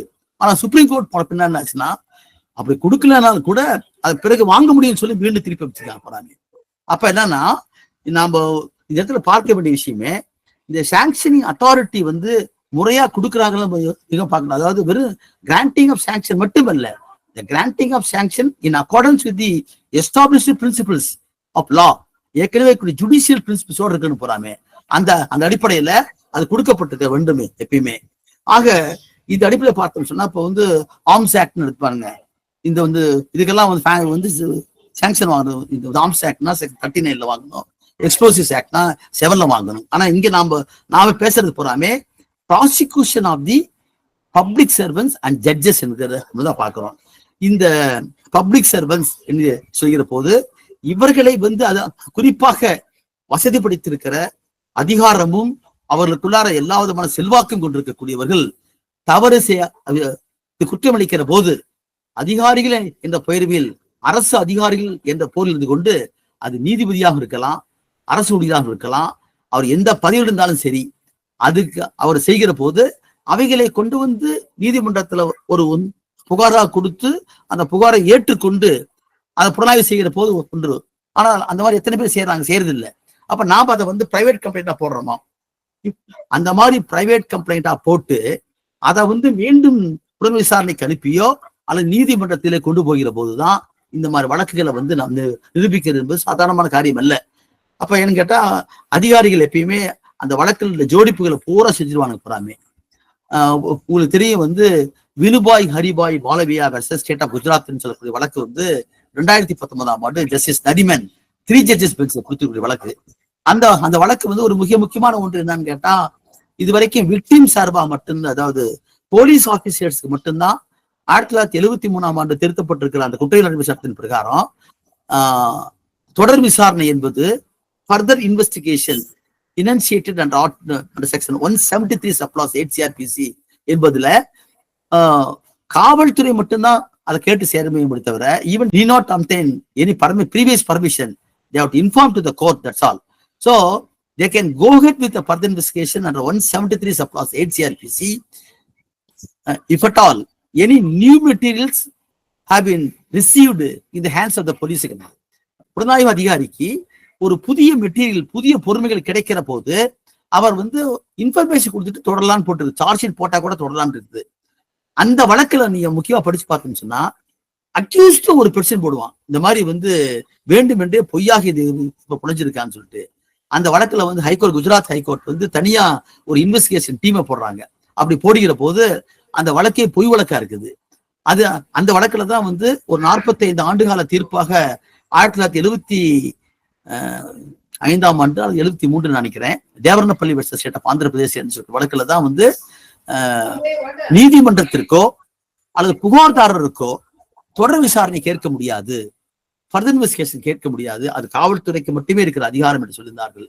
ஆனா அந்த 45 ஆண்டு கால வரலாற்று தீர்ப்பை மாற்றி அமைத்து 2019 ஆண்டு அது Vinubhai Haribhai Malviya versus state of Gujarat சொல்லக்கூடிய 2019 ஆண்டு 3 நீதிபதிகள் கொண்டிருக்கூடிய ஜஸ்டிஸ் நரிமன் சொல்லக்கூடிய அந்த தீர்ப்பாய் அருமையான தீர்ப்பு கொடுத்தாங்க. அதுல என்ன சொன்னாங்கன்னா, நீதிமன்றத்திற்கும் அதிகாரம் உண்டு, புகார்தாரருக்கு அதிகாரம் உண்டு. என்று கேட்டால் இந்த பாதிக்கப்பட்டவர் விக்டிம் என்று சொல்லக்கூடிய டெபனிஷன் விளக்கம் என்பது அதனுடைய எல்லைகள் விரிவாக்கப்பட்டிருக்கிறது. இப்ப பாதிக்கப்பட்டவர்கள் விக்டிமாலஜி என்பது டெவலப் ஆகி அது 2004 ஆண்டு அந்த ஜெகரியா கேஸுக்கு அப்புறமேலு, குஜராத் கேஸுக்கு அப்புறமேலு அது மிக டெவலப் ஆகி இப்ப விக்டிமாலஜி மட்டுமல்ல, அவர்களுக்கு முழு உரிமை உண்டு. இப்ப பேனசஸ்ல வழக்கறிஞர் வைத்து வாதாடக்கூடிய உரிமை கூட உண்டு என்பதை முந்திருந்து 301 அசிஸ்டிங் த ப்ராசிக்யூட்டர் என்பதை மாற்றி வழக்காடுவதற்கு கூட அந்த உரிமை பெறக்கூடிய உரிமை வந்தாச்சு இப்ப. ஆகவே அப்ப பார்த்தோம்னா அந்த வழக்குல சொல்லிருக்காங்க, காவல்துறையே பொய்யா கேஸ புரிஞ்சிருக்கான்னு சொல்லிருக்காங்க. அப்ப நாம இந்த இடத்துல சொல்ல விரும்புவது அதான், இந்த பிரிவென்ஷன் ஆஃப் கரப்ஷன் ஆக்ட் போட்டிருக்கக்கூடிய வகை, இஎஸ்ஐ ஆக்ட் போட்டிருக்க வகையில் மட்டும்தான் செக்ஷன் 17, 19 குறிப்பிட்டிருக்கக்கூடிய அந்த 6, 7, 8, 9 சொல்லி ஒரு 10 பிரிவுகள் இருக்குது. அந்த பிரிவுகள் பிரகாரம் சாங்ஷன் வாங்கணும். ஆனா மற்ற துறைகளுக்கு பாருங்க, இப்ப நாம சொல்லக்கூடிய ஹியூமன் ரைட்ஸ் ப்ரொடெக்ஷன் ஆக்ட், அதைத்தான் நம்ம பியூசியில் அன்னைக்கு ஒரு நல்லா பயிற்சி பற்றி வச்சிருந்தாங்க. இப்ப மனித உரிமை பாதுகாப்பு சட்டத்தின் பிரகாரம் யார் குற்றம் செய்கிறவர்கள் என்று சொன்னால், அதுல அஃபெண்டர்ஸ் என்று சொல்லக்கூடியவர்களே என்று கேட்டா, ஹியூமன் ரைட் அஃபென்ஸ் என்பதே பப்ளிக் அத்தாரிட்டிஸ் சொல்றாங்க புறாமே. அவர்கள்தான் இந்த மனித உரிமை மீறலை செய்கிறார்கள். மனித உரிமையை காக்க வேண்டியவர்கள், சட்டத்தை பாதுகாக்க வேண்டியவர்கள், நிறைவேற்ற வேண்டியவர்களே தான் அதை மீறுகிறார்கள். ஆகவே அந்த பொதுத்துறை அந்த பப்ளிக் சர்வன்ஸை பொறுத்த அளவுக்கு, காவல்துறை அதிகாரியை பொறுத்த வரைக்கும் அவர் செய்யக்கூடிய அந்த குற்றச்சாட்டுக்கு இப்ப நான் வழக்கு தொடுப்பதாக இருந்தால் அதற்கு சாங்ஷன் வாங்கித்தான் தேர்வுங்கிறது தான் அந்த V P Gunasekaran versus union of India வழக்குல பழங்குடி மக்களுக்கான தீர்ப்புல வந்திருக்கூடியது. அந்த வழக்குகளை போறாமே நம்ம கடையரசு அவர்கள் இதுல பின்னால் நம்முடைய சேட் பாக்ஸ்ல கொடுப்பாரு நினைக்கிறேன். நான் அப்புறம் குறிச்சிருக்கிறேன், நான் தனியா எழுத முடியல. அப்ப இப்ப ஒரு காவல்துறை அதிகாரி மீது நீ வழக்கு போடுவது என்று சொன்னால், அவர் in discharge of his official டியூட்டின்னு சொல்கிற போது, அது purported to be in execution of the டியூட்டின்னு சொல்லுகிற போது கண்டிப்பா சாங்ஷன் வாங்கியாகணும். 197 சப்ளஸ் 1ல 218 இப்ப இருக்க பிஎன்எஸ்எஸ் பிரகாரம் வாங்கியாகணும். நாம் என்ன சொல்றோம்னா, அந்த செயல் அந்த அவருடைய இன் டிஸ்சார்ஜிங் த அபிஷியல் டியூட்டி என்பது இல்லாத பட்சத்துல அது தேவையில்லை. ஒரு பழங்குடியோ, ஒரு தலித்தையோ, ஒரு பெண்ணையோ காவல்துறைக்கு கொண்டு போய் வச்சு சட்டவிரோதமாக அடைத்து வைத்து அவன் 48 மணி நேரத்துக்கு மேல வச்சிருந்து அவங்களை அடிச்சு துன்புறுத்தி அல்லது அங்க இருக்கக்கூடிய ஆதிக்கவாதிக்கு சாதகமாக பயன்படுத்தும் சொன்னால் நிச்சயமாக நாம அது ஒரு குற்ற செயல். அது அவருக்கு சாங்ஷன் என்பது என்ற பாதுகாப்பே கிடையாது. அவர் மீது வழக்கு தொடுக்க முடியும் நம்மளால. அதை புகாரா தர்றோம் அவங்க செய்யல அப்படின்னு சொன்னா, உடனே அப்படி செய்யாத போது நாம நீதிமன்றத்துல போய் தனி முறையீடு நம்ம செய்யணும். இப்ப உங்களுக்கு அது தெரிஞ்சிருக்கு என்னன்னா, இப்ப ஏற்கனவே இப்ப ஜீவானந்தம் வெர்சஸ் பாலாஜி சொல்லக்கூடிய அந்த வழக்கு இப்ப சொல்லிக்கிறது. இப்ப நம்ம ராமசுப்ரமணியம் அவர்கள் national human rights commission chairman ஆகிருக்காரு. அவரு மெட்ராஸ் ஹைகோர்ட்ல இருந்த போதுதான் இந்த உடுமலைப்பேட்டையில ஒரு பெண்ணை அங்க அவங்க காவல் சட்டவிரோத காவல் படுத்தி கொடுமையான பாலியல் ரீதியான துன்பத்துக்கு உள்ளாக்கி சிறைச்சாலை வைத்த போது அந்த வழக்குல கொடுத்திருக்கிற தீர்ப்புல மிக அருமையா சொல்லிப்பாரு போறாமே. அவர் மீது போடப்பட்டது ஒரு பொய் வழக்கு, ஆனால் அவருக்கு இழைக்கப்பட்டிருக்கிற மனித உரிமை மீறல் என்பது ஒரு கொடூரமானது. அதுல அவர் மீது வழக்கு போடுவதற்கு அந்த நம்ம ரெட் பெட்ஷன்லயே உத்தரவு போட்டிருப்பார் போறாமே. இப்ப இது போன்றுதான் நாம் இன்னைக்கு தமிழ்நாட்டுல நம்முடைய வழக்கறிஞர்கள் நாம வழக்குல பார்க்கணும். ஒரு பக்கத்துல இந்த பிரிவென்ஷன் ஆஃப் கரப்ஷன் ஆக்ட் என்று சொல்லக்கூடிய அந்த வழக்குகள்ல நமக்கு தெரிஞ்ச வரைக்கும் 2024 SC 971 ஓம் பிரகாஷ் யாதவ் நிரஞ்சன் குமார் உபாத்யாயா வழக்கெல்லாம் நீங்க இதுல படிச்சு சேட் பாக்ஸ்ல பாத்தீங்க. நான் மிக முக்கியமா சொல்ல விரும்புறது என்னன்னா, ஜட்ஜஸ் மேலையும் நீதிபதிகள் மேலையும் அல்லது அரசு ஊழியர்கள் மேலேயும் அல்லது பொது ஊழியர் பப்ளிக் சர்வெண்ட் என்று சொல்லக்கூடிய மொழியும் அவர்கள் குற்றமிழைத்தால் அது சட்டத்துக்கு புறமான குற்றமாக அந்த அது இன்னைக்கு இருக்கக்கூடிய பிஎன்எஸ் ஆகவோ அல்லது சிறப்பு சட்டங்கள் என்ற முறையில் SC/ST ஆக்டா இருக்கலாம், UAPA உடைய ஆக்டா இருக்கலாம், அல்லது ஊழல் தடுப்பு சட்டத்தின் இருக்கக்கூடிய வகையில் கூட இருக்கலாம். இவைகளை நாம எப்படி அதை நீதிமன்றத்துல கொண்டு போய் வழக்காக தொடுப்பதிருக்கிற போதுதான் நாம இந்த சாங்ஷனை பத்தி எல்லாம் பேச வேண்டியது போறாங்க. அந்த அடிப்படையில தான் இப்போ சொல்லணும். அது மிக முக்கியமா நான் என்ன பாக்குறோம்னா, இந்த பிஎன்எஸ்எஸ் பொறுத்தளவுக்கு இந்த சாப்டர் 14ல வந்திருக்கூடிய விஷயம் இன்னைக்கு நாம அதிகமா பார்க்கிற விஷயம் தான் 227வது பிரிவின் செக்ஷன் பிரகாரம் கிவிங் a false evidence, 228 பிரகாரம் fabricating a false evidence, 230 பிரகாரம் fabricating false evidence with intent to procure conviction. இது பழைய 192, 183, 184ல வரக்கூடியது, இப்ப இருக்கிற பேசில் இருக்கக்கூடியது. அது மட்டுமல்ல, இப்படிதான் நீ சாட்சி சொல்லணும் த்ரிட்டன் பண்றான். Threatening any person to give false evidence 232. அதே மாதிரி ஒரு பொய்யை உண்மையா செய்ய வைக்கிறது 233.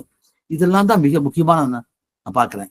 ஏற்கனவே ஒரு பொய் வழக்க புனைவது, அந்த புலன் விசாரணையில கொண்டு இவளை சேர்த்துவது, இது நாம இன்னைக்கு பல வழக்குகளை பார்க்கிறோம். உண்மையான குற்றம் செய்தவர்களை அவங்க தண்டிக்கப்பட வேணும், அதற்கு முறையான விசாரணை வேணும். எனக்கு Vineet Narayan versus union of India case 2008ல அற்புதமான கேஸ் அது. அந்த வழக்குல தான் சொல்றாங்க, புலன் விசாரணை என்பது, அதாவது பாரபட்சமற்ற ஒரு நீதி என்பது ஃபேர் ட்ரையல் என்று சொல்வது அந்த ஆர்டிகல் 21 பிரகாரம் fair trial includes fair investigation. So fair investigation is an inherent part of the fair trial under the article 21. அப்ப இந்த விஷயத்துல நேர்மையான ஒரு புலன் விசாரணை என்பது நம்ம எங்க பார்க்கிறோம்? ஒரு வழக்குல ஜேபி வழக்குல பார்த்தோம். அந்த வழக்குல போடப்பட்ட பொய் வழக்க ஒரு நம்ம இவரு சந்திர போட்டிருக்கக்கூடிய வழக்கறிஞர்கள், ஒரு மனித உரிமையாக போராடக்கூடியவர்கள் சுப்ரீம் இங்க ஹைகோர்ட்ல போராடி அதை வழக்காக மாற்றி கொண்டு வராங்க. இப்ப ஒரு காவல்துறை சித்திரவதையில இப்ப நான் சொன்ன அந்த முருகையா வழக்குல 10 நாட்கள் அவரையும் அவர் சார்ந்த தோழர்களையும் வச்சு கட்டி வச்சு அடிக்கிறாங்க. ஒரு ரிட் பர்சன் ஏற்கனவே ஹேபியஸ் கார்பஸ் போடுறதுக்காக ஒரு இது அனுப்புறாங்க, தந்தி அனுப்புறாங்க. அந்த தந்தியில இந்த மாதிரி பெரும்பான்மை ஸ்டேஷன்ல வச்சு இளம் ஒருத்தனை வச்சு அடிச்சு துன்புறுத்துறாங்க என்று சொல்லி ஒரு தந்தி கொடுக்குறாங்க ஹைகோர்ட்டுக்கு, ரிஜிஸ்ட்ராருக்கு, அங்க டிஜிபி கொடுக்குறாங்க.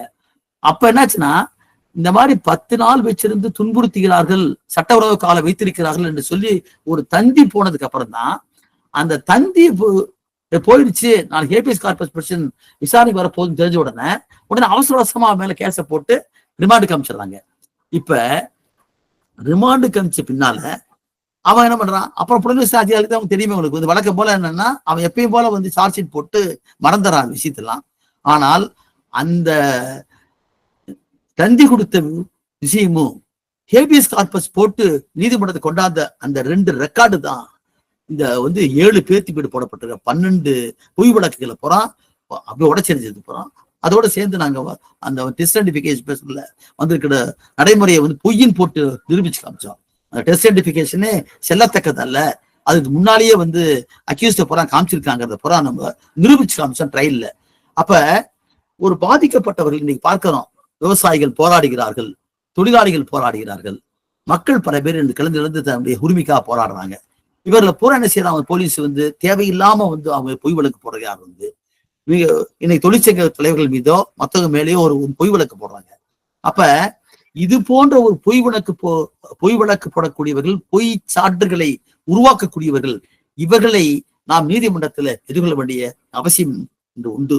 மறுபக்கத்துல ஆதிக்கம் இருக்கக்கூடிய மிகப்பெரிய பன்னாட்டு கம்பெனிக்கார மற்றவங்க எல்லாம் சேர்ந்து இந்திய நாட்டை சுரண்டி கொடுக்கலாம் போறான். 1997ஆம் ஆண்டு சுப்ரீம் கோர்ட்ல கொடுத்த சமந்தா தீர்ப்பு என்பது இந்த நாட்டினுடைய கனிம வளங்கள் அவைகள் போற மக்களுக்கு சொந்தமானது, பழங்குடிக்கு சொந்தமானது என்று நாம் சொல்றோம். அந்த இதுல அது மட்டுமல்ல, அவைகள் பாதுகாக்கப்பட வேண்டும், தனியாருக்கு தாரை வார்க்க கூடாதுன்னு சொல்லக்கூடிய சுப்ரீம் கோர்ட் ஜட்ஜ்மெண்ட் இருக்குது. ஆர்டிகல் 38 பார்த்தோம்னு சொன்னா அரசு நிறுவனங்கள் அது வந்து பப்ளிக், அதாவது எளிய மனிதர்களுக்கு நோக்கித்தான் இருக்குன்னு போறான். they should address to the common people, welfare of the stateங்கிறான்.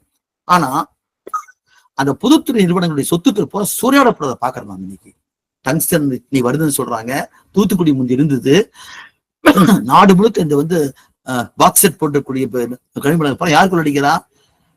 அதிகாரத்தில் உட்கார்ந்து கொண்டிருக்கக்கூடியவர்களுடைய துணையோடு தான் இந்த வந்து கார்பரேட் கொள்ளடிக்கலாம். இது வந்து குற்றம் இல்லையா? இது வந்து ஊழல் கூட்டத்தில் வராத அன்னைக்கு. இப்ப தெளிவா சட்டம் வந்திருக்கு. ஒரு அரசு அதிகாரியுடைய சொத்துக்கள் அது தனிப்பட்ட ஒன்று அல்ல என்று சொல்லியிருக்கான்.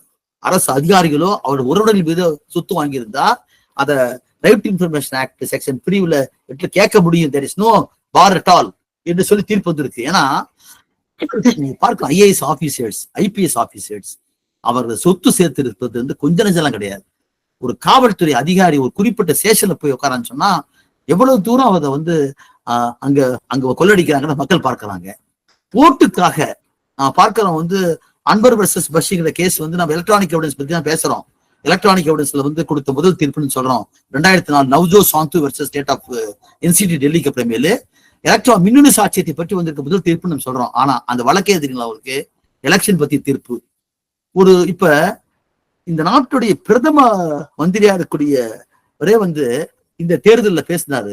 ஒரு குறிப்பிட்ட சமூக மக்களை இஸ்லாமிய மக்களுக்கு எல்லாம் சொத்துக்களை தூக்கி வாரி கொடுக்க போறாங்கன்னு சொல்லி ப்ரொமோட்டிங் டிஸ்ஹார்மனி சொல்லக்கூடிய இரண்டு குரூப்புகளிடையே, இரண்டு பிரிவுகளுக்கிடையே துவேஷத்தை வளர்க்கக்கூடிய ஒரு பேச்சை யார் பேசுறாரு? பிரைம் மினிஸ்டரே பேசியிருக்காரு. அவர் மேல எலெக்ஷன் கமிஷன் நடவடிக்கை எடுத்தாங்களா? எடுக்கல. ஆனா அதையே ஏன் வந்து வழக்காக போட முடியாது? இன்றைக்கு நீதிபதிகள் பேசுறாங்க, நீ வெளியே வந்து பேசுறாங்க, தவறா பயன்படுத்துறாங்க, பேசுறாங்க, அரசியல் சாசனத்துடைய அடிப்படையை குலைக்கிறாங்க. அப்ப வந்து அவங்களுக்கெல்லாம் வராத அன்னைக்கு நாம் சொல்லக்கூடிய இந்த 153 வந்து யார் மேலேயே கேஸ் போடுறாங்க. தொழிற்சங்கம் வைத்திருந்தா அவன் மேல கேஸ் போடுறான். இந்த ஒரு காஷ்மீர் பத்தி இருக்கக்கூடிய கருத்தை தெரிவிக்கிறோம். அந்த கருத்தை தெரிவிச்சு அவன் மேல EAPA வருது. ஆனால் இது யாருக்கெல்லாம் இந்த தேசத்துடைய அடிப்படையை குலைக்க நினைக்கிறார்களோ அவங்க மீது வருவதில்லை. ஓட்டுக்கு பணம் கொடுக்குறாங்க பாக்குறோம். இன்னைக்கு வந்து சாதாரணமா ஓட்டுக்கு வந்து 5000 ரூபாய் 10,000 ரூபான்னு சொல்லி 5 ஆண்டுகளுக்கு இருக்கக்கூடிய உரிமையை மாத்துறான். நம்ம கடமை போறாமே வந்து அறிவார்ந்த சமூகத்தை உருவாக்குவதுதான்.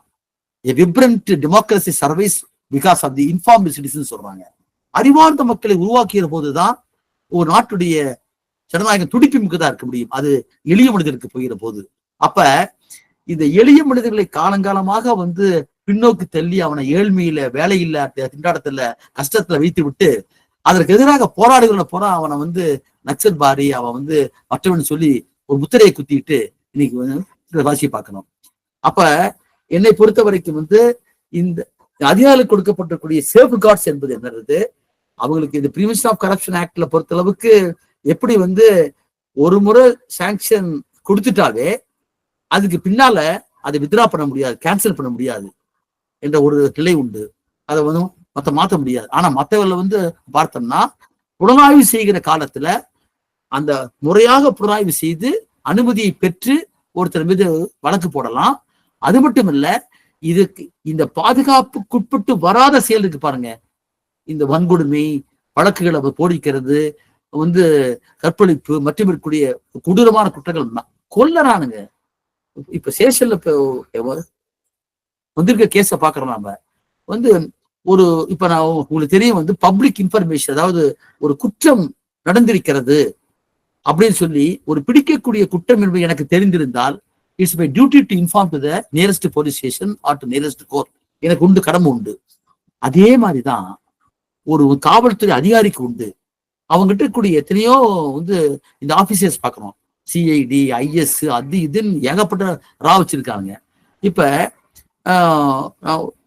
ஆம்ஸ்டாங் போன்றக்கூடிய வழக்குல பார்க்கிறோம், ஒரு 300 மீட்டருக்கு பக்கத்துல வந்து ஸ்டேஷன் இருக்குது. அந்த ஸ்டேஷன்ல இருக்கக்கூடியவங்களுக்கு தெரியாம நடந்து போயிருக்குமாங்க அந்த சம்பவம் போறாமே. ஆனா 3.5 மணி நேரம் 4.5 மணி நேரத்துக்கு பிறகுதான் அவன் புகாரே பெறப்படுகிறது போறாமே. நான் என்ன சொன்னா, காவல்துறை அதிகாரிக்கு ஒரு குற்றம் நடக்க போகுது என்று தெரிந்திருந்தும் அவர் அந்த தகவலை கொடுக்காமட்டா he is also liable for the punishment என்பதை இன்னைக்கு வந்து BSA தெளிவாக சொல்லிக்கிறது போறாமே. அப்ப இவைகளை பூரா நம்ம வந்து ஒவ்வொரு துறையில் நாம் எடுக்கணும் போறோம். அது சமூக, பொருளாதார, அரசியல் எல்லா துறைகளிலும் இருக்கக்கூடிய அந்த குற்றங்களை செய்யக்கூடிய காவல்துறை அதிகாரிகள், அதோடு இவைகளுக்கு ஆதரவாகவோ தெரிந்து சேர்க்கக்கூடிய நீதிபதிகள் ஆறாக இருந்தாலும் அவர்களை கொண்டு வந்து குற்றவாளி கூண்டில் நிறுத்தப்படுகிற போதுதான், அதற்கான முறையான அனுமதியை நாம் வந்து மனு போட்டு பெறுகிற போதுதான், அல்லது இவர்களுக்கு உட்படாத அதிகாரிகள் மீது வந்து சரியான முறையில் நாம் வந்து வழக்கு தொடுக்கிற போதுதான் நிச்சயமாக வந்து இந்த நீதிமன்றத்தின் மீதும் நீதிபதி மீதும் நமக்கு நம்பிக்கை வரும். அந்த அடிப்படையில தான் வந்து இந்த தீர்ப்புகளை போல கொடுத்திருக்காங்க. அந்த அடிப்படையில வந்து முதல்ல வந்து கவர்மெண்ட் சர்வெண்ட் யாரு, பப்ளிக் சர்வெண்ட் யாரு, அவர்கள் மீது வந்து அவர் செய்யக்கூடிய அபிஷியல் டியூட்டி என்பது என்ன, அது எதெல்லாம் வராது என்பதை பற்றியும், அதனை வந்து புகார் கொடுப்பதற்கு முன்பாக அந்த அனுமதியை பெற வேண்டுமா அல்லது புலன் விசாரணை போது பெற்று வேண்டுமா, இந்த சாங்ஷன் கொடுக்கிற அதிகாரிகள் எப்படி அதை பார்க்க வேண்டும் என்பதும், அது மட்டும் இல்லாம எந்தெந்த இதுல வந்து அவருடைய செயல்கள் பொறாமே இதுக்குள்ள வராமல் இருக்கிற போது எப்படி நம்ம வந்து வழக்கு தொடுப்பது, தனி முறையீடு செய்கிற போது அது எப்படி செய்வது என்பதை பற்றி எல்லாம் அடிப்படையான விஷயத்தை பூரா நான் சொல்லிருக்கிறேன். இது ஒரு பெரிய சப்ஜெக்ட். எனக்கு இருக்கக்கூடிய நான் நடத்தக்கூடிய வழக்குகளை வைத்தே பேச முடியும், ஆனா அவைகள் வந்து நேரம் பத்தாது. ஆகவே இந்த அடிப்படையில நான் சுருக்கமாக இந்த அடிப்படைகள் மட்டும்தான் இந்த இடத்துல சொல்லிருக்கிறேன். அதை ஒட்டி நாம வந்து விவாதத்தின் போது என்னால் முடிந்தவர்களுக்கு நம்முடைய தோழர்களுக்கு வந்து பதில் சொல்ல கேட்டுக்கிட்டு முடிச்சுக்கிறோம். இதுல விட்டு போன ஒண்ணே ஒண்ணு வந்து கிரிமினல் கான்ஸ்பிரசி இருக்குல்லங்க, அந்த கிரிமினல் கான்ஸ்பிரசியை பொறுத்த வரைக்கும் நம்ம வந்து அதுவும் கூட வந்து இந்த சாங்ஷன் வாங்க வேண்டிய அவசியம் கிடையாது. அதுல ஒரு வந்து அரசு ஊழியர் அல்லது மற்றவர்கள் ஈடுபட்டு இருந்தால் அதை நம்ம வந்து அது தனியா வாங்க வேண்டிய அவசியம் தீர்ப்புகள் நிறைய வந்து இருக்கு போறாமே.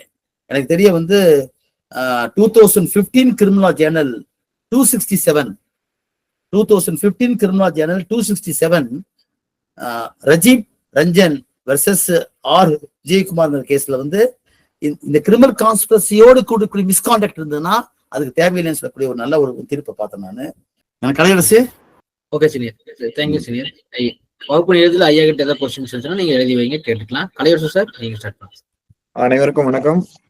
சீனியர் ஏற்கனவே சற்று எல்லாமே வந்து கவர் பண்ணிட்டாங்க. ஒரு சில விஷயங்கள் மட்டும், ஏன்னா ஆல்ரெடி இப்பவே கிட்டத்தட்ட 1 மணி நேரம் 10 நிமிடங்கள் ஆகிவிட்டது. அந்த ஒரு 10 நிமிஷம் மட்டும் நான் எடுத்துக்கிறேன். நான் ஒரு அவுட்லைன் மட்டும் சொல்லிக்கிறேன். ஏன்னா பெரும்பாலும் நீங்க ஜூனியர்ஸா இருக்கீங்க, அதே மாதிரி சட்டக்கல்லூரி மாணவர்கள் இருக்காங்க. அதனால வந்து ஒரு அவுட்லைன் மட்டும் இப்ப சார் சொன்னது மற்றதுக்கான ஒரு அவுட்லைன் மட்டும் ஒரு 10 நிமிஷம் முடிச்சிடறேன். அதுக்கப்புறம் வந்து கேள்வி பதில், அதனை தொடர்ந்து வந்து போட்டியில வெற்றி பெற்றவங்களுக்கு வந்து அறிவிப்பு மற்றும் பரிசு வழங்குதல் வந்து நிகழ்ச்சியை தொடர்ச்சியா நடத்தி முடிச்சுக்கலாம் நம்ம வந்ததுன்ட்டு. இப்போ இந்த சாங்ஷன் அப்படிங்கறது பார்க்க போனீங்கன்னா பழைய சிஆர்பிசி இருக்கு, இப்போ பிஎன்எஸ்எஸ். பழைய சிஆர்பிசி எல்லாம் இந்த 196 சீனியர் சொன்ன 197க்கு முன்னாடி 196 அப்படிங்கிறது இன்னொரு சட்டப்பிரிவு இருக்கு. அது எதுக்கு அப்படின்னு சொன்னீங்கன்னா, இந்த சமூக ஒற்றுமையை குலைக்கும் விதமாக பழைய ஐபிசில இருக்கக்கூடிய அந்த 153A 505 அதே மாதிரி இரு சமயங்களுக்கு இடையே வந்து பிரச்சனை உண்டு பண்ற மாதிரி வந்து ஏற்படுத்தக்கூடிய செயல்கள், பேசுறது, எழுதுறது, இல்ல வந்து பிராட்காஸ்டிங் பண்றது, இந்த மாதிரி விஷயங்களுக்கான அந்த வழக்கு பதிவு பண்றதுக்கு வந்து அது ட்ரையலும் போது வந்து சாங்ஷன் வந்து வாங்கி ஆக வேண்டும். இது வந்து பழைய 196ல வந்து இருக்கு, இப்போ வந்து 217ல வந்து இருக்கு. இந்த சாங்ஷன்ங்கிறது பொறுத்தளவுக்கு பாத்தீங்கன்னா பழைய ஐபிசில சிஆர்பிசில வந்து 196, 197, 198, 198A, 198B, 199 வரைக்கும் ஒரு பேசிக்கான ஒரு விஷயங்கள் வந்து அதுல அடங்கி இருக்கும். சாங்ஷன் பேசிக்கா பாத்தீங்கன்னா 196லயும் 197லயும் வந்து சொல்லியிருப்பாங்க. 198ல இருந்து 198A B இது சம்பந்தம் பாத்தீங்கன்னா மேரேஜ் வழக்குகள்ல வந்து திருமண வழக்குல வந்து யார் புகார் கொடுக்கலாம் அப்படிங்கறத பத்தி குறிப்பிட்டு சொல்லியிருப்பாங்க. அதே மாதிரி 199 சிஆர்பிசில வந்து டிஃபமேஷன் வழக்குல வந்து யாரு வந்து புகார் கொடுக்க முடியும் அப்படிங்கறத வந்து சொல்லியிருப்பாங்க. இதே பிஎன்எஸ்எஸ்ல வந்து 217 இருந்து 222 வரைக்கும் அதே சேம் சட்டப்பிரிவுகள் வந்து கொண்டு வரப்பட்டிருக்கு. அதுல பெரிய மாற்றங்கள் மட்டும் எதுவுமே கிடையாது. இதுல 196ல நம்ம எடுத்துட்டோம்னா 153A பழைய ஐபிசி 505, அதே மாதிரி பிஎன்எஸ்ல வந்து நியாய சங்கீதால வந்து 196, 299, 353 இந்த 3 சட்டப்பிரிவுகள். அதே மாதிரி அதுக்கான கிரிமினல் கான்ஸ்பிரசி செக்ஷன் 61 பிஎன்எஸ்ல வரக்கூடியது போது வந்து டிஸ்ட்ரிக்ட் மேஜிஸ்ட்ரேட்டோட அனுமதி வந்து அரசினுடைய அனுமதி வாங்கணும் அப்படிங்கறது வந்து அதுல குறிப்பிட்டு சொல்லியிருப்பாங்க. அதே மாதிரி சீனியர் எடுத்தது 197 prosecution of judges and public servants யார்கிட்ட அனுமதி வாங்கணும் அப்படிங்கிறது. 198 பொறுத்த அளவுக்கு வந்து மேரேஜ் குறிப்பிட்ட வழக்குல அந்த பழைய 494 பைகமி, அதே மாதிரி 498A சம்பந்தப்பட்ட வழக்கல், 498 இந்த சம்பந்தப்பட்ட வழக்குல யாரு புகார் கொடுக்க முடியும் அப்படிங்கறத பத்தி அதுல டிஸ்கஸ் பண்ணிருப்பாங்க. அதே மாதிரி 199 வந்து டிஃபமேஷன் வழக்குகளை பொறுத்தளவு பாதிக்கப்பட்ட நபர் தான் வந்து கொடுக்க முடியும் இருப்பாங்க. அதுக்கு நிறைய ஜட்ஜ்மெண்ட் வந்து இருக்கு. பவர் ஆஃப் அட்டார்னி வச்சு டிஃபமேஷன் கேஸ்ல வந்து நம்ம வழக்கு போட முடியாது அப்படிங்கிறது வந்து 199 வந்து சொல்லியிருப்பாங்க. இது வந்து ஒரு பேசிக்கான ஒரு விஷயங்கள். அதே மாதிரி இந்த சீனியர் சொன்னதுல வந்து இந்த 197 prosecution of judges and public servant பொறுத்த அளவுக்கு வந்து ட்ரையலுக்கு போற காக்னிசன்ஸ் எடுக்கிறதுக்கு முன்னாடி சாங்ஷன் வேணும் அப்படிங்கிற சீனியருக்கு வந்து விளக்கமா சொல்லியிருந்தாங்க. இதுல ஒரு பிஎன்எஸ்ல இருந்து ஏற்கனவே முன்னாடி ஒரு வகுப்புலயும் நம்ம இது சம்பந்தமா பார்த்திருக்கோம். சிஆர்பிசில இருந்து பிஎன்எஸ்எஸ் மாறும்போது வந்து ஒரு புதிய 2 சட்டப்பிரிவுகளை வந்து சொல்லியிருக்காங்க. ஒண்ணு வந்து நம்மளுடைய புகாரை வந்து முதல் தலைவரிக்கு பதிவு செய்யலைன்னா மேஜிஸ்ட்ரேட்டை அணுகி பழைய 156 சப்ளஸ் 3 சிஆர்பிசியின் அடிப்படையில வந்து காவல்துறை வந்து முதல் தலைவரிக்கு பதிவு செய்வதற்கு உத்தரவிட வேண்டும் அப்படிங்கறது வழக்கு தொடுத்திருப்போம். அதே மாதிரி ஒன்னு எஃப்ஐஆர் டைரக்ஷன் போவோம், இல்லைன்னா நம்ம தனி புகார செக்ஷன் 200 சிஆர்பிசில வந்து கம்ப்ளைண்ட் இனிஷியேட் பண்ணி நம்ம விட்னஸ் எக்ஸாமின் பண்ணி பிரைவேட் கம்ப்ளைண்டா நீங்க எடுங்க அப்படிங்கறத சொல்லி நம்ம கேட்போம். அதே வந்து இப்போ பிஎன்எஸ்எஸ்ல வந்து பழைய 156 சப் கிளாஸ் 3 வந்து 175 சப் கிளாஸ் 3 வந்திருக்கு. 200 பிரைவேட் கம்ப்ளைண்ட் வந்து 223 வந்து மாற்றம் பெற்றிருக்கு பிஎன்எஸ்எஸ்ல. இதுல அரசு ஊழியருக்கு எதிராக நம்ம புகார் கொடுக்கும் போது வந்து ஒரு புதிய 2 விதிமுறைகளை வந்து சிஆர்பிசி இல்லாத வந்து பிஎன்எஸ்எஸ்ல வந்து கொண்டு வந்திருக்காங்க. நீங்க தனி புகாரா இருந்தாலும் சரி, இல்ல எஃப்ஐஆர் டைரக்ஷன் கேட்கறதா இருந்தாலும் சரி, மொத்த 2 விஷயங்கள் காக்னிசன்ஸ் எடுக்கிறதுக்கு முன்னாடி வந்து எக்ஸாமினேஷன் ஆஃப் விட்னஸ் முடிஞ்சதுக்கு அப்புறம் இல்ல வந்து உங்க என்கொயரி முடிஞ்சதுக்கு அப்புறம் 2 விஷயங்கள் செய்ய வேணும் அப்படின்னு சொல்லி மேஜிஸ்ட்ரேட்டுக்கு வந்து டைரக்ஷன் கொடுத்திருக்காங்க. ஒண்ணு வந்து யாரு மேல நீங்க புகார் கொடுக்குறீங்களோ அந்த அதிகாரியிடம் வந்து நீங்க விளக்கம் கேட்கணும். எந்த சூழ்நிலையில வந்து இந்த சம்பவம் நடைபெற்றது அப்படிங்கறது வந்து விளக்கம் கேட்கணும். அதே மாதிரி வந்து அவருடைய உயரதிகாரியிடம் வந்து நீங்க ஒரு ரிப்போர்ட்டா வந்து கோர்ட்டை வந்து ரிப்போர்ட்டா வாங்கணும் அப்படிங்கறது வந்து சொல்லியிருக்காங்க. 197 இப்ப இருக்கக்கூடிய 218 சிஆர்பி பிஎன்எஸ்எஸ் கூடுதலா வந்து சாங்ஷன் வாங்குறது கூடுதலா வந்து இந்த 173 சப் கிளாஸ் 3 223 வந்து அந்த 2 அந்த காக்னிசன்ஸ் எடுக்கிறதுக்கு முன்னாடி வந்து 2 விதிமுறைகள் வந்து வச்சிருக்காங்க. அந்த அரசு அதிகாரி கிட்ட விளக்கம் கோர வேண்டும், அவருடைய உயர் அதிகாரியிடம் வந்து ரிப்போர்ட் வந்து வாங்கிட்டு அதற்கு பிறகுதான் வந்து காக்னிசன்ஸ் எடுக்கிறதா இருந்தாலும் சரி, இல்ல எஃப்ஐஆர் டைரக்ஷன் கொடுக்கறதா இருந்தாலும் செய்ய வேண்டும் அப்படிங்கறத வந்து சொல்லியிருக்காங்க. அதே மாதிரி அதர் ஆக்ட்ஸ்ல வந்து சாங்ஷன் பாத்தீங்கன்னா முக்கியமா நம்ம அந்த எக்ஸாம் ப்ரிப்பரேஷன் மத்தவங்க இருக்கிறது பார்க்க போறோம் அப்படின்னா ஆர்ம்ஸ் ஆக்ட்ல வந்து செக்ஷன் 39 வந்து சாங்ஷன் பண்ணிருப்பாங்க. என்னன்னா வந்து ஒரு சட்டவிரோதமான ஆயுதங்களை வச்சிருக்காங்க அப்படின்னா 39 படி வந்து டிஸ்ட்ரிக்ட் மேஜிஸ்ட்ரேட் கிட்ட வந்து சாங்ஷன் முன் அனுமதி வந்து ட்ரையல் கம்சாருக்கு முன்னாடி முன் அனுமதி வாங்கியிருக்கணும். அதே மாதிரி எக்ஸ்ப்ளோசிவ் சப்ஸ்டன்ஸ் ஆக்ட் 1908 படி வந்து செக்ஷன் 7 படி வந்து எக்ஸ்ப்ளோசிவ் சப்ஸ்டன்ஸ் ஆக்ட் கீழே வந்து சார்ஜ் ஃப்ரேம் பண்றதுக்கு முன்னாடி ட்ரையல் பிகின் பண்றதுக்கு முன்னாடி டிஸ்ட்ரிக்ட் மேஜிஸ்ட்ரேட் கிட்ட வந்து சாங்ஷன் வாங்கியிருக்கணும் அப்படிங்கிற சொல்லியிருக்காங்க. அதே மாதிரி இந்த எக்ஸாம் பாயிண்ட் ஆஃப் வியூல நீங்க பார்க்க போறோம்னா இந்த எக்ஸ்ப்ளோசிவ் சப்ஸ்டன்ஸ் ஆக்ட் 1998க்கு கூடுதலா வந்து இன்னொரு சட்டம் ஒன்று இருக்கு, எக்ஸ்ப்ளோசிவ் ஆக்ட் 1884 அப்படிங்கிற ஒரு சட்டம் இருக்கு.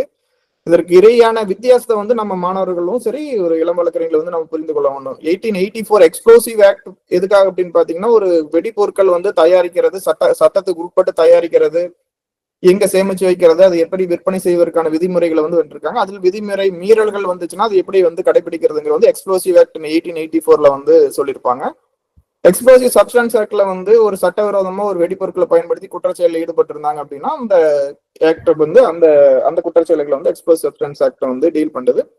எக்ஸ்ப்ளோசிவ் சப்ஸ்டன்ஸ் ஆக்ட்ல செக்ஷன் 7 வந்து இந்த சாங்ஷன் அப்படிங்கறத வந்து சொல்லியிருப்பாங்க, முன் அனுமதி வாங்க வேண்டும் அப்படிங்கறத வந்து சொல்லியிருப்பாங்க. அதே மாதிரி ஆர்ம்ஸ் ஆக்ட், அப்புறம் சீனியர் சொன்ன மாதிரி அன்லாஃபுல் ஆக்டிவிட்டிஸ் பிரிவென்ஷன் ஆக்ட், சட்டவிரோத செயல்கள் தடுப்பு சட்டம், அதே மாதிரி பிரிவென்ஷன் ஆஃப் கரப்ஷன் ஆக்ட், ஊழல் தடுப்பு சட்டம், இதுல வந்து யாரிடம் வந்து அனுமதி வாங்க வேண்டும், முன் அனுமதி வழக்கு வந்து எஃப்ஐஆர் போடுறதுல வந்து எந்தவித தடை எதுவுமே கிடையாது. ஆனா இறுதி அறிக்கை தாக்கல் செய்யும் பொழுது கூடுதலா வந்து அரசிடம் வந்து முன் அனுமதி வாங்க வேண்டும் அப்படிங்கிற அந்த விதிமுறைகள் வந்து வச்சிருக்காங்க. அந்த இது வந்து ஒரு சாங்ஷனை பொறுத்தளவுக்கான ஒரு அடிப்படையான ஒரு விஷயம். ஏற்கனவே அதே மாதிரி வந்து ஒரு 4 ஜட்ஜ்மெண்ட் வந்து ஒரு பேசிக்கானதான் உங்களுக்கு கொடுத்துருக்கேன். அந்த 2007 ஜீவானந்தம் வெர்சஸ் ஸ்டேட் அப்படிங்கிற ஜீவானந்தம் வெர்சஸ் பாலாஜி அப்படிங்கிற ஜட்ஜ்மெண்ட்ல வந்து எவிடன்ஸ் எடுத்ததுக்கு அப்புறம் தான் நீங்க கம்ப்ளைண்ட் போடும்போது சாங்ஷன் வேணும் அப்படிங்கிற தேவை கிடையாது. எவிடன்ஸ் எடுத்ததுக்கு அப்புறம் தான் வந்து தனி புகார போகும்போது எவிடன்ஸ் எடுத்ததுக்கு அப்புறம் தான் இந்த சாங்ஷன் வேணுமா வேண்டாமா அப்படிங்கறது வந்து 197 வந்து நீங்க டிசைட் பண்ணணும். அப்பதான் வந்து நீங்க அது அவரோட அரசு வேலைக்கு உட்பட்டதா இல்ல வந்து அது விதி மீறி செஞ்சிருக்காரு அப்படிங்கறத டிசைட் பண்ண முடியும் அப்படிங்கறது ஜீவானந்தம் சொல்லியிருப்பாங்க. அதே மாதிரி 2024 வந்து லேட்டஸ்டா வந்து 2 ஜட்ஜ்மெண்ட் வந்து மெட்ராஸ் ஹைகோர்ட் ஒன்னும் இன்னொன்னு வந்து சுப்ரீம் கோர்ட்டோட ஜட்ஜ்மெண்ட் சொல்லியிருப்பாங்க. அதில் சீனியர் சொன்னது அந்த ஓம் பிரகாஷ் யாதவ் வெர்சஸ் நிரஞ்சன் குமார் உபாத்தியா ஜட்ஜ்மெண்ட் 13/12/2024 வந்துருச்சு. சாட் பாக்ஸ்லயே போட்டிருக்கேன். அதுல என்ன சொல்லியிருக்காங்கன்னா வந்து ஃபால்ஸ் கேஸ் வந்து ஒரு ஃபோர்ஜரியான டாக்குமெண்ட்டை கிரியேட் பண்ணி போட சமயத்துல வந்து அதிகாரிகள் மீது வழக்கு தொடுப்பதற்கு முன் அனுமதி இந்த சாங்ஷன் வாங்க தேவையில்லை அப்படிங்கறது வந்து சொல்லியிருப்பாங்க. அதே மாதிரி பல்வேறு விஷயங்கள் அந்த ஜட்ஜ்மெண்ட்ல டிசைட் பண்ணிருக்காங்க, நம்ம பாத்துக்கலாம். அதே மாதிரி கார்த்திகேயன் வெர்சஸ் தங்கப்பண்ணின் அப்படிங்கிற மதுரை பெஞ்ச் மெட்ராஸ் ஹைகோர்ட் ஜட்ஜ்மெண்ட்ல வந்து அது 24/7/2024 வந்து அது சாட் பாக்ஸ்ல கொடுத்திருக்கேன். அதுல என்ன இன்ஸ்பெக்டர் கீழே இருக்கக்கூடிய அதிகாரிகள் மீது நீங்க வழக்கு தொடுக்கும் போது முன் அனுமதி வாங்க வேண்டியதில்லை அப்படிங்கறது வந்து அந்த பெஞ்ச் ஜட்ஜ்மெண்ட்ல கொடுத்திருக்காங்க. அது வந்து சாட் பாக்ஸ்ல வந்து நான் உங்களுக்காக போட்டிருக்கேன் அந்த இதுன்ட்டு. இது ஒரு பேசிக்கான ஒரு விஷயம் அந்த இதுன்ட்டு. அப்புறம் மேற்கொண்டு கேள்விகள் இருந்தா சீனியர்கிட்ட நீங்க கேட்கலாங்க. மிக சரியானது. அந்த 2 பாயிண்ட் நான் விட்டுட்டேன். அந்த asking the explanation from the public servant after the institution of justice. நாம பிரைவேட் கம்பெனிட்டா போடுகிற போது அது ஒரு அனாமலி. எஃப்ஐஆர் டைரக்ஷன் அதே மாதிரி புதுசா கொண்டு வந்திருக்காங்க சீனியர். ஆமா ஆமா. Thank you sir. கிளாஸ் ரொம்ப வெரி எக்ஸலண்டா இருக்குங்க சார். 2 பேரும் வந்து சாங்ஷனை பத்தி என்னென்ன விஷயங்கள் இருக்கோ அதை தெளிவா எடுத்து கொடுத்துட்டீங்க சார். 3ஆம் பரிசு சொல்லலாங்களாங்க சார்? சொல்லுங்க. 3ஆம் பரிசு ஜே நான்சி அவர்கள் 2ஆம் ஆண்டு வந்து படிச்சுட்டு வராங்க. எங்க படிக்கிறாங்கன்னா கலாசிலிங்கம் சட்டப்பள்ளியில படிச்சுட்டு இருக்காங்க. விருதுநகர் கலாசிலிங்கம் சட்டப்பள்ளியில படிச்சிருக்காங்க ஜே நான்சி அவர்கள். லிங்க்ல இருக்காங்களா நீங்க Nancy? Sir good evening sir. Good evening. வாழ்த்துக்கள்மா. வாழ்த்துக்கள்மா. நன்றி சார், ரொம்ப நன்றி சார். Thank you sir. எது சம்பந்தமா போட்டிருந்தீங்கம்மா? என்ன இது பண்றீங்க? கேவியட் பெட்டிஷன் பத்தி போட்டிருந்தேன் சார். ஓகே, மகிழ்ச்சிமா. எப்படி இருக்கு ப்ரோலெட்டரியேட் குரூப்? எப்படி உங்களுக்கு உபயோகம் இருக்கு? தொடர்ச்சியா கேட்டிருக்கீங்களா? தினந்தோறும் நாங்க பாத்துட்டு தான் சார் இருக்கோம். ரொம்ப யூஸ்ஃபுல்லா இருக்கு. ரொம்ப நன்றி சார் உங்க எல்லாத்துக்குமே. Good, very good. Keep it up. ரொம்ப தேங்க்ஸ் சார். ஓகே, வாழ்த்துக்கள். 3500 பேர் பார்த்துட்டாங்க சார் அவங்களோட வீடியோ. Very good. வரல, சிறப்பா செய்யுங்கம்மா. நல்லா படிங்க. அந்த முட்கோட்டெல்லாம் மற்றவங்களுக்கு சொல்லுங்க. Okay sir, thank you sir. முட்கோட்டெல்லாம் பார்ட்டிசிபேட் பண்றீங்களாமா? ஆமா சார், இப்பதான் நான் செகண்ட் இயர் படிச்சிட்டு இருக்கேன். இதோட ஒரு 5 மூட் கோர்ட்ஸ் அட்டெண்ட் பண்ணிருக்கோம் சார். ஓகே, வெளியூர் போயிருக்கீங்க, வெளி கல்லூரிகளுக்கு போயிருக்கீங்க போட்டிகளுக்கு? ஆமா சார், போயிருக்கோம் சார். நல்ல விஷயங்கம்மா. வாழ்த்துக்கள்மா, சிறப்பா பண்ணுங்க. வாழ்த்துக்கள் மறையலே. நன்றி சார், நன்றி சார். அப்புறம் 2ஆம் பரிசு பாத்தீங்கன்னா வெற்றிவேல் லட்சுமணன் அவர்கள். வெற்றிவேல் லட்சுமணன் 3ஆம் ஆண்டு அதே சேம் வந்து கலாசிலிங்கம் சட்டப்பள்ளியில விருதுநகர்ல படிச்சிட்டு இருக்காங்க. இது வெற்றிவேல் இருக்காங்களா? வெற்றிவேல் லட்சுமணன் 2ஆம் பரிசு. அவர்கள் வந்து 6000 பேர் வந்து அவரோட வந்து பாத்திருக்காங்க. தம்பி, உங்களை பத்தி சொல்லுங்க. என்ன இது பண்ணிருந்தீங்க? என்ன சப்ஜெக்ட்ல ரீல்ஸ் பண்ணி வீடியோ பண்ணிருந்தீங்க நீங்க? Yes, sir. Sir, first of all, good evening to everyone and the honorable chief guest, sir. So உங்க செஷன் வந்து இன்னைக்கு ரொம்ப யூஸ்ஃபுல்லா இருந்துச்சு சார். அது போக வந்து actually I created a video regarding awareness for consumers protection, specifically towards the unfair trade practice under section 2 subclause 47. So I'm really glad to find out that I've been secured in second place in this videos competition. And the initiative that I had was because mostly the people who are actually aware about consumers protection are not aware about how to redress in the consumer court or in the how they can seek the remedy.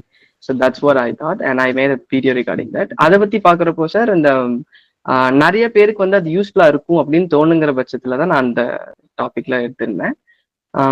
மொத்தத்துல நம்ம organisation பத்தி சொல்லணும்னா இந்த group வந்து ரொம்ப யூஸ்ஃபுல்லா இருக்குங்க sir. ஏன்னா நிறைய மார்னிங் செஷன்ஸ் எல்லாமே இருக்கும். அதுல வந்து நிறைய பேர் வந்து எங்களை மாதிரி லா ஸ்டூடெண்ட்ஸ்க்கு வந்து நிறைய சந்தேகங்கள் இருக்கும். அதெல்லாம் தீர்த்து வைக்கிறதுக்கு வந்து ரொம்பவே உதவியா இருக்கு. அதான். தேங்க்யூ.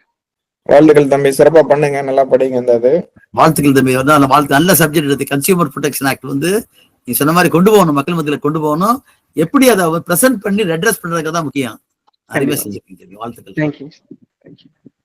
அதே மாதிரி அந்த வீடியோஸ் நிறைய பேர் கிட்டத்தட்ட நிறைய வீடியோ கொடுத்திருந்தா சொல்றாங்க. அவங்களும் அடுத்ததுல முயற்சி பண்ணுங்க. இது வந்து ஒரு பயிற்சி மாதிரி எடுத்துக்க வேண்டியதான். நம்ம அந்ததுன்ட்டு பரிசு கிடைக்காதவங்களுக்கு வந்து நம்ம சரியா பண்ணலீங்கிற அப்படிங்கிற ஒரு தேவையில்லை. அது ஒரு முதல் படியை வச்சுட்டு அடுத்ததுல வந்து நீங்க பண்ணுங்க. அதே மாதிரி முதல் பரிசு அவர்கள் வந்து D Ajay Jayasuriya final year படிச்சுட்டு இருக்காங்க. அரசு சட்டக்கல்லூரி விழுப்புரத்துல வந்து படிச்சிருக்காங்க. அவங்க வீடியோஸ் கிட்டத்தட்ட 30,000 பேர் பார்த்திருக்காங்க.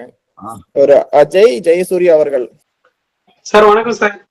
வணக்கம். ஓகே சார், உங்க கிளாஸ் ஃபுல்லாவே நல்லா இருக்கு சார். ஓகே சார், என்னோட ஃபேஸ் வந்து சரியா தெரியல, கேமரா வந்து குவாலிட்டி கம்மியா இருக்குன்றதால இல்ல ஆஃப் பண்ணிட்டே பேசுங்க தம்பி, ஒன்னும் பிரச்சனை இல்ல. உங்களை பத்தி சொல்லுங்க, என்ன வீடியோ பண்ணீங்க, ஆஃப் பண்ணிட்ட வீடியோ எல்லாமே கூட சொல்லுங்க தம்பி. சார் என்ன போட்டிருந்தேன் அப்படின்னா, ஸ்கூல் பசங்களை வந்து அடிக்கிறாங்க சார், ஸ்டாஃப்லாம் அடிக்கிறாங்க சார். ஆமாங்க. அத வந்து அடிக்கிறது வந்து ஒரு ரைட் இருக்கு அப்படின்ட்டு ஒரு ஜட்மெண்ட்ல சொல்லியிருப்பாங்க சார். ரீசனபிள் லா இருந்துச்சு அப்படின்னா ஸ்கூல் ஸ்டூடெண்ட் அடிக்கலாம் அப்படின்னு ஒரு ஜட்மெண்ட் சொல்லியிருப்பாங்கன்றதா சொல்லியிருந்தேன் சார். ஆனா கார்பரேட் பனிஷ்மெண்ட் கொடுக்க கூடாதுன்னு தானே சொல்றாங்க. அதுல என்ன சொல்றாங்க? எஸ் சார், அதான் சார் ரீசனபிள் பனிஷ்மெண்ட் சார்.